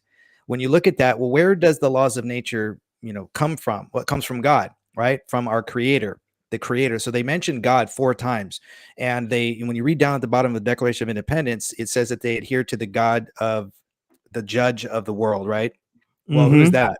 Well, that's Jesus. There's only one religion that talks about the judge of the world, and that is Jesus. There's no other religion that has that. So we know who our forefathers were talking about. When you look at the laws of nature, nature provides XXXY chromosomes. So when people talk about, when does life begin? The life begins at the moment of conception. Well, when is that conception? It's when we know through science that XXXY are DNA structures.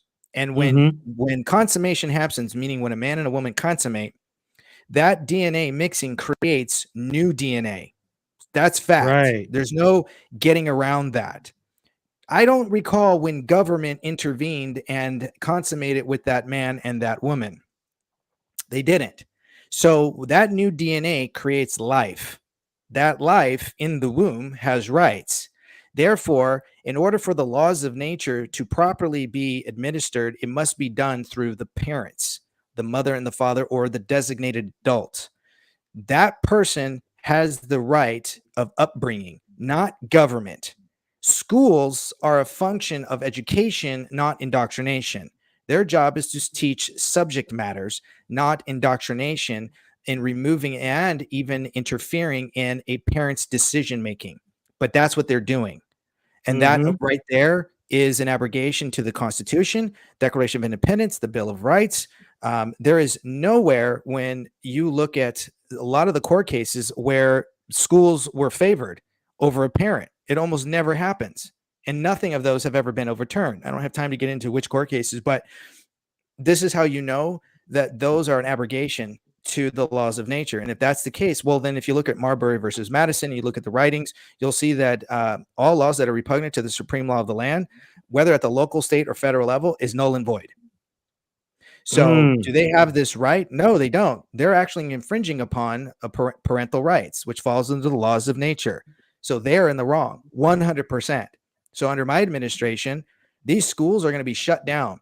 If these schools continue to engage in this sort of parental treatment, they're going to be fined. if they continue and it's being reported, the schools are going to get shut down. Because under my administration, parents are going to have school choice. We're not going to allow for the teachers union to engage in collective bargaining, meaning that they use your children basically, and their ability to teach your kids, they hold hostage until their demands are met. And this is how why we have here in the state of California, we have kids that are literally at, what are we, like the last in the nation with, we're at 47th for reading and mathematics. That's sickening. What are our kids learning? They're not learning. They're being indoctrinated. And the schools are too busy focusing on trying to separate parents from their kids by creating a divide. That's not their position. They don't get that. So this is why under my administration, I'm going to get shut down. Parents are going to be able to pick what schools they want to go to. So if a parent wants to drive their kid 40 miles from their home to a school that they deem is worth it, and it's a public school and they're a taxpayer, there you go. That's the school they can go to. Until the school reaches max capacity, then they'll have to find another school. But until that time, I'm not going to allow for these schools to do this. And they can claim, all they want. They can try to sue all they want. It's going to get shut down quickly. And there's a lot of ways to do that a governor can do. And again, I don't have time to get into that. But this is where I stand on that issue. And those people that are pushing that agenda, they're going to be swiftly investigated because, again, that's a crime. Mm-hmm. Yeah, it is a super crime. So let's get into this. You ready? Ready. How about people that are supporting Marxist organizations like Burn, Loot, Murder that are in the government right now currently? Mm-hmm. Certain people, you and I know, that have taken knees. I don't want to mention any names. But everybody's on the bandwagon, and the new chair of the RNC for California is a DEI move. Of course. A lot of people are not talking about this because, well, they're Republicans. No, they're Republicans. This is beyond me that nobody is hitting on all cylinders on these situations. Because I'm telling you, it's still existing in California. It is destructive. It has ensued itself upon the indoctrination system. And the original curriculum in the United States of America was the Bible. That's absolutely true. In fact, that's where a lot of our laws have come from. Mm-hmm. A lot of people have this ideology that it came from, Roman and Greek, but no, it actually came from the Bible and the outlines of when you look at how the Israelites government was outlined and Israel and so on. It even goes back to when the Bible was being spread out to over the Vikings and so on. Mm-hmm. So a lot of people don't want to go that deep into history. And I've been doing this for the last couple of years. So let's just look at taking a knee. First and foremost, I'm a military, honorably discharged naval veteran. Not one time did I ever take a knee for a socialist, Marxist, communist, terrorist group of any kind, of any organization. If I did, I would be thrown into the brig overnight. Mm-hmm. You do not get to violate your oath of office. What a lot of people don't know, and I write about this in my book, is a lot of people are completely unbeknownst and unknowing to the fact that everybody's under a dubious oath of office here in the state of California. Mm-hmm. They are not signing the proper oath, which means they're exploiting the contract clause under the United States Constitution, which puts them under a dubious jurisdiction. That's why you don't see any indictments. There's no investigations. It's very treasonous. So when you put yourself under that dubious oath of office, then it removes the second paragraph. So the second paragraph of the oath of office is not being administered. That second paragraph has prosecutorial effect. When you don't sign it, then you can't prosecute them because, well, they didn't adhere to it. They didn't need to. Why? Because they're under a different jurisdiction. And I lay out all the evidence behind this. So when somebody takes a knee, well, I got to tell you right now, what does the law tell you when you make an illegal U-turn and you go to traffic court? What does the judge say? And you say, Judge, I didn't know that there was no sign there. Ignorance of the law is not an excuse, period. Mm-hmm. So an individual who takes a knee for a Marxist, socialist, communistic group violates their oath of office. So even if you look at the first paragraph, it's chock full of good fidelity. So you can't engage either under good fidelity and fall into prey under fiduciary delinquency and criminal misconduct, which that's what that was. But people don't realize that. then to go out there, and I'm not naming names as to who said it, but that individual made claim that they were praying. And I'm actually getting a copy of the full time frame that individual was standing in front of the CRA making that claim. Now everybody can see for their own eyes and watch. There was multiple camera angles. There's hours of content on it. Not once did the certain individual turn around and tell their agency and their local law enforcement deputies and stuff to join in prayer. That didn't happen. That never happened. In fact, the media was quite clear on the solidarity act that was being taken place, and then the speech that was given after that. So that's a lie.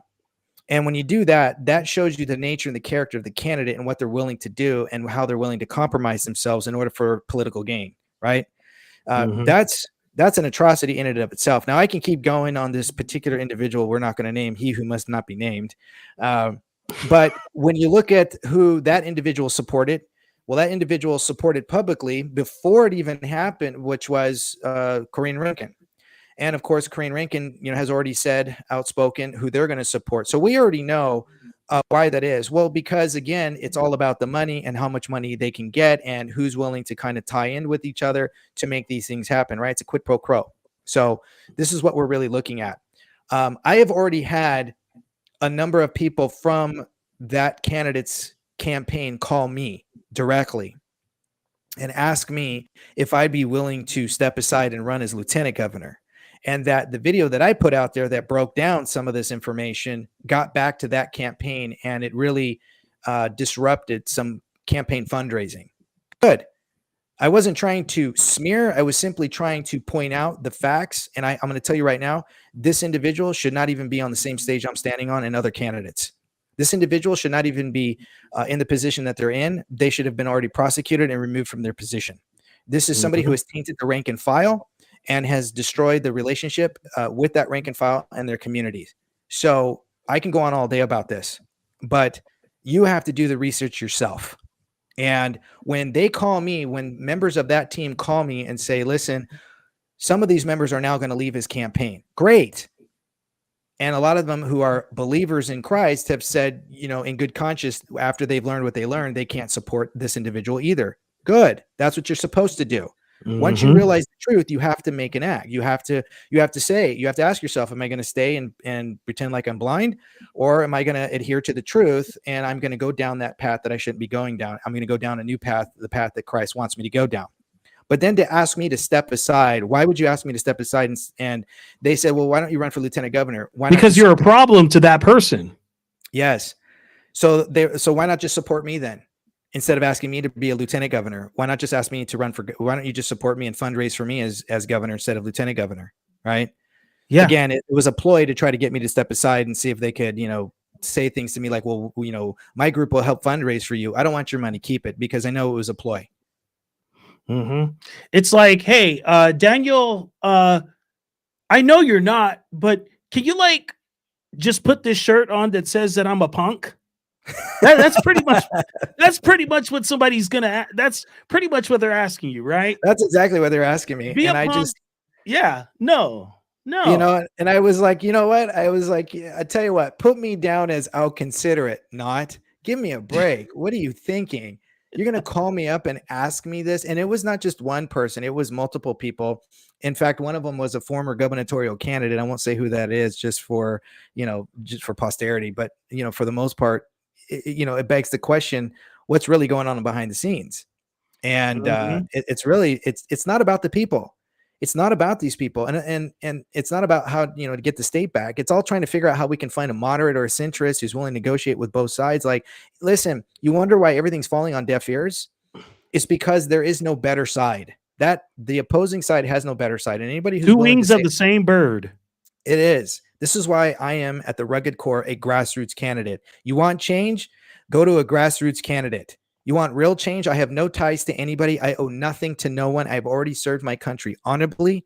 I have already put my life on the line and asked nothing in return, and I'm doing it again. I want nothing in return. I only want my state back. That's it. That's the bottom line, folks. That's the bottom line. And I urge you guys, if you know people in California, have them to go to Daniel for Governor for calgovernor.com, right? Daniel for calgovernor.com. We put it in the live chat, but also share this podcast with people, folks, because we need to start making a push for people who are upright and not trying to be a crooked crumb behind closed doors, because we've had enough of that already. California is not going to change, not unless people step up to the plate and say, hey, enough of this. We're going to go for the right guy. And I don't have people on this podcast more than twice for no apparent reason. There's an apparent reason why I'm having this brother on more than twice. I mean, I'm going to be honest here. I've reached out to certain candidates in the past and they didn't come on, but that's fine. And they still lost their bid. You know, I mean, they go on Big Daddy Media. So, you know, that's and they still get the can of worms handed to them. So, well, it's interesting too. What's that? It's interesting too. I mean, I've had a lot of podcasters too not interview me and say, well, because everybody's out of the mindset that Daniel just wants to arrest everybody and take the whole system down. But the fact, and that's not true. It's not true at all. Like, I want to take down the system that shouldn't be in place right now, which is nothing more than a coup d'etat. But, and operating under a dubious jurisdiction that falsely puts people under the incorrect constitution. But the biggest thing is that they're not willing to interview me, but they're willing to interview, all the other candidates. And that's okay. It just means I'm doing something right. And it means that there's people behind, there are members in the CRA, not every member. There's a lot of people in CRA right now are already supporting me. There are GOP chapters that are already in support of me. I'm pulling away, some other patriot groups have already been called by particular candidates campaigns. And they say, we're not supporting, that candidate. They're going to be supporting me. And they've already given me, a behind the scenes endorsement. And I said, listen, I don't seek endorsements, but, God bless you for doing that. And I'm all for it. But that's not going to stop me, whether I get it or I don't get it. It really does come down, though, to the people realizing you need to do your homework. You need to do your research. It's painstaking. It's tiring. But you need to stop waiting for someone to tell you who to vote for. Don't wait for the mail outs. Get online and start looking out who's out there and do the research. Watch their videos. A lot of candidates already have videos out there. Give them a call, send them an email, invite them over, set up a barbecue and have a meet and greet. I guarantee you I will show up. I've already gotten 2 of them. I've already got 2 set up right now for another meet and greet. I have I am going to be having which Vin, I'm going to be inviting you to. I'd love for you to show up.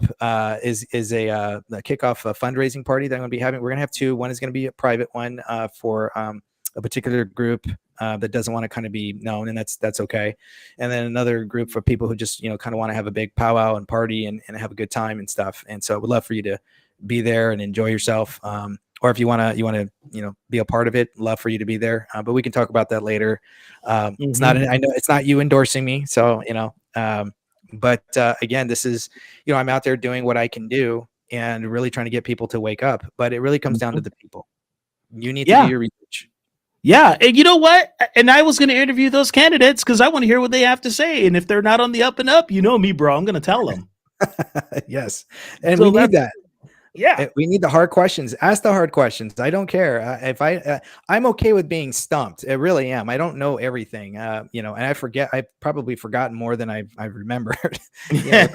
All the research I've done, I get a lot of things mixed up at times, and I'm okay with that. I'm not perfect. I don't claim to be a saint, and I'm okay with being wrong. I always tell people, listen, if you don't like my policies that are written on my website, don't call me and tell me my policies suck or how terrible they are. Call me up and tell me how I can improve upon them and add to it, right? Be a part of it. Be a part of the process. All right. You know what? Before we close, I want to ask you this question, and it's just a phrase. Gender neutral restrooms. No.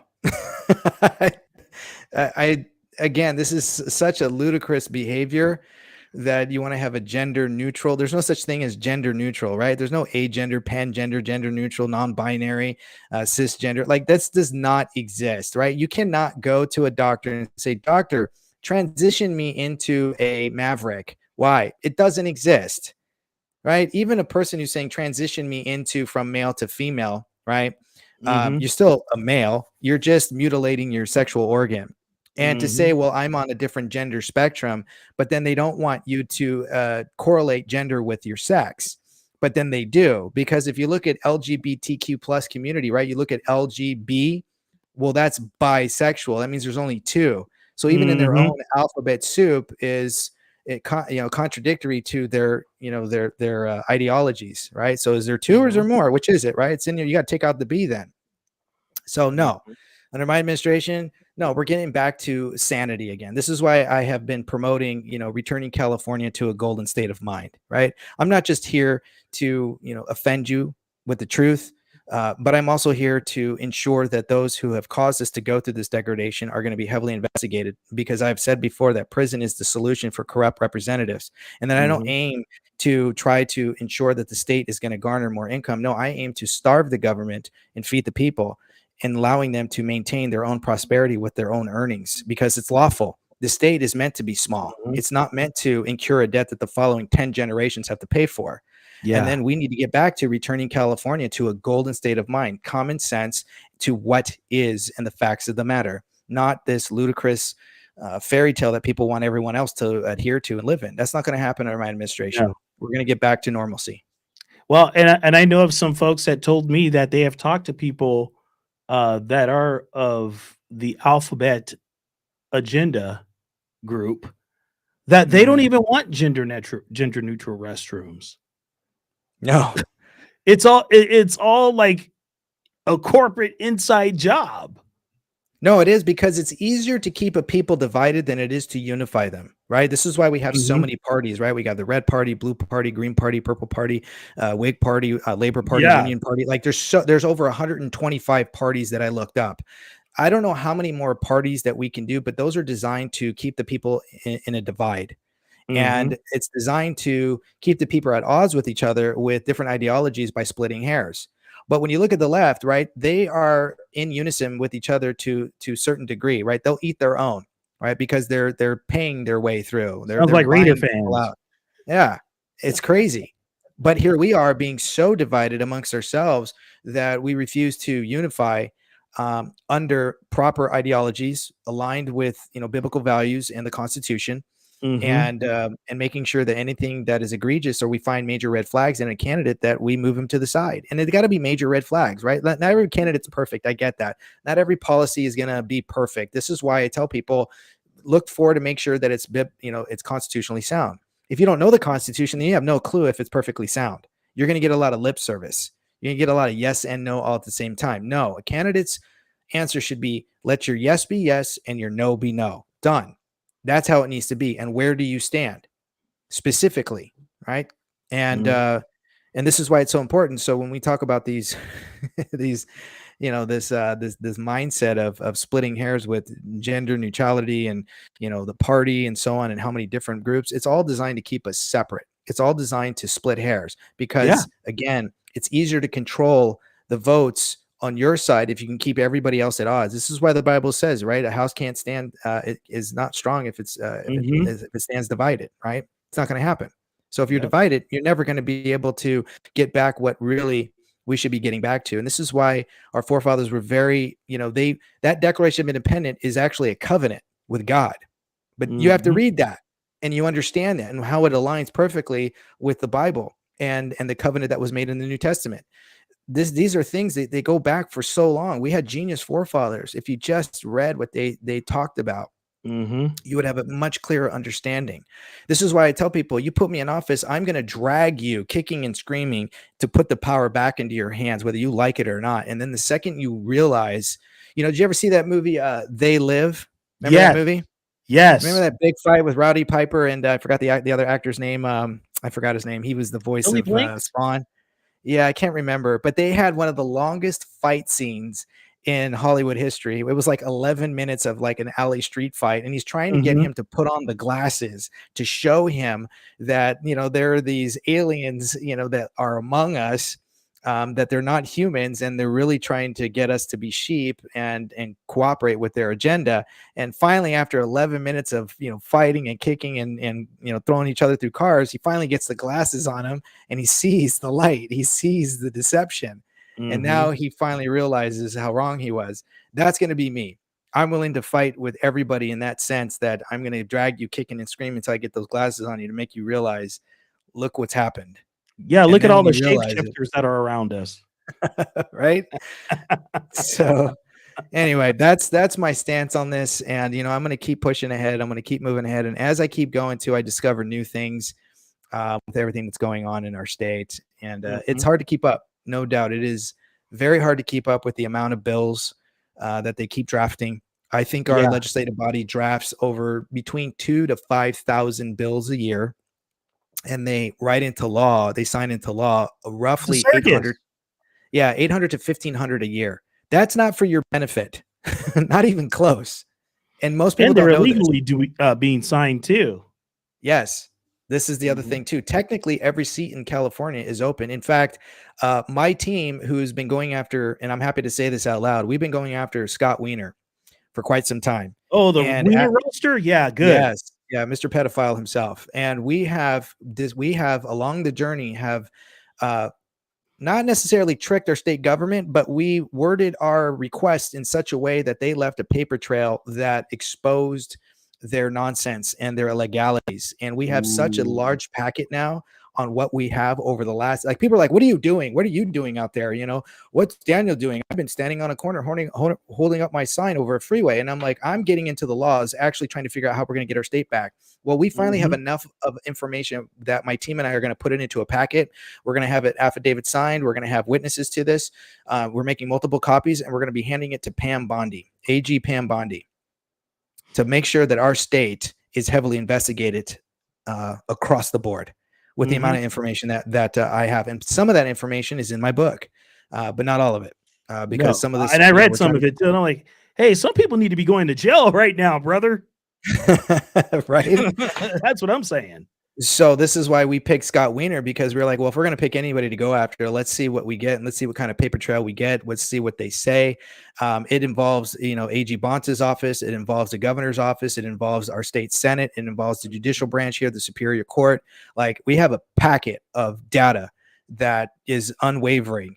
And it's not just me, it's three of us that have put together, and a few other side people on the side who've kind of popped in and out to kind of help us along the way. So maybe we're looking at 7 people altogether. And we're excited for this. Whether I win or lose, this is my state. I want it back. And we're willing to try to get the attention of AG Bondi and see if we can't get her to use this against the corruption of her state. And no doubt, I think it's hefty enough for them to say, we've got more. Let's go after California. Yeah. Yeah. And that's the gospel truth. Well, brother, I thank you for coming on once again. And when we sign off, I want to talk to you for 2 minutes about something. I got an idea. Yeah, absolutely. Absolutely. Would you please do us the honor and pray us out in the holy name of Jesus, brother? Yes, absolutely. Heavenly Father, Lord Jesus, we come before you, all the listeners and people who are going to be watching this along the way as it's uploaded. We just ask you that you just watch over our state. You help to continue to wake up the people who are sort of riding the line. They're not sure the direction that they should go in. And we ask that you just, give them that extra spark of encouragement, that extra spark of vigor to step up, to get into the fight, and to realize that this state is worth the fight. We are at the apex of everything gone wrong in this country. And I know that if we band together, we pray together, we get on our bended knee, and we ask you to heal our state, you will do just that, Lord. And we come before you now as humble and as your servants and ask you to guide us and to open our eyes and to always remain vigilant. In your holy and precious name, Lord Jesus. Amen. Amen and amen. God bless y'all. Don't forget to go to DanielForCalGovernor.com. Share it with family members if you're out of the state of California, because this will matter to the entire country. As California goes, so does the rest of the nation. So make people get off their doves and get into the fight, and let's get California back one way or the other. God bless you.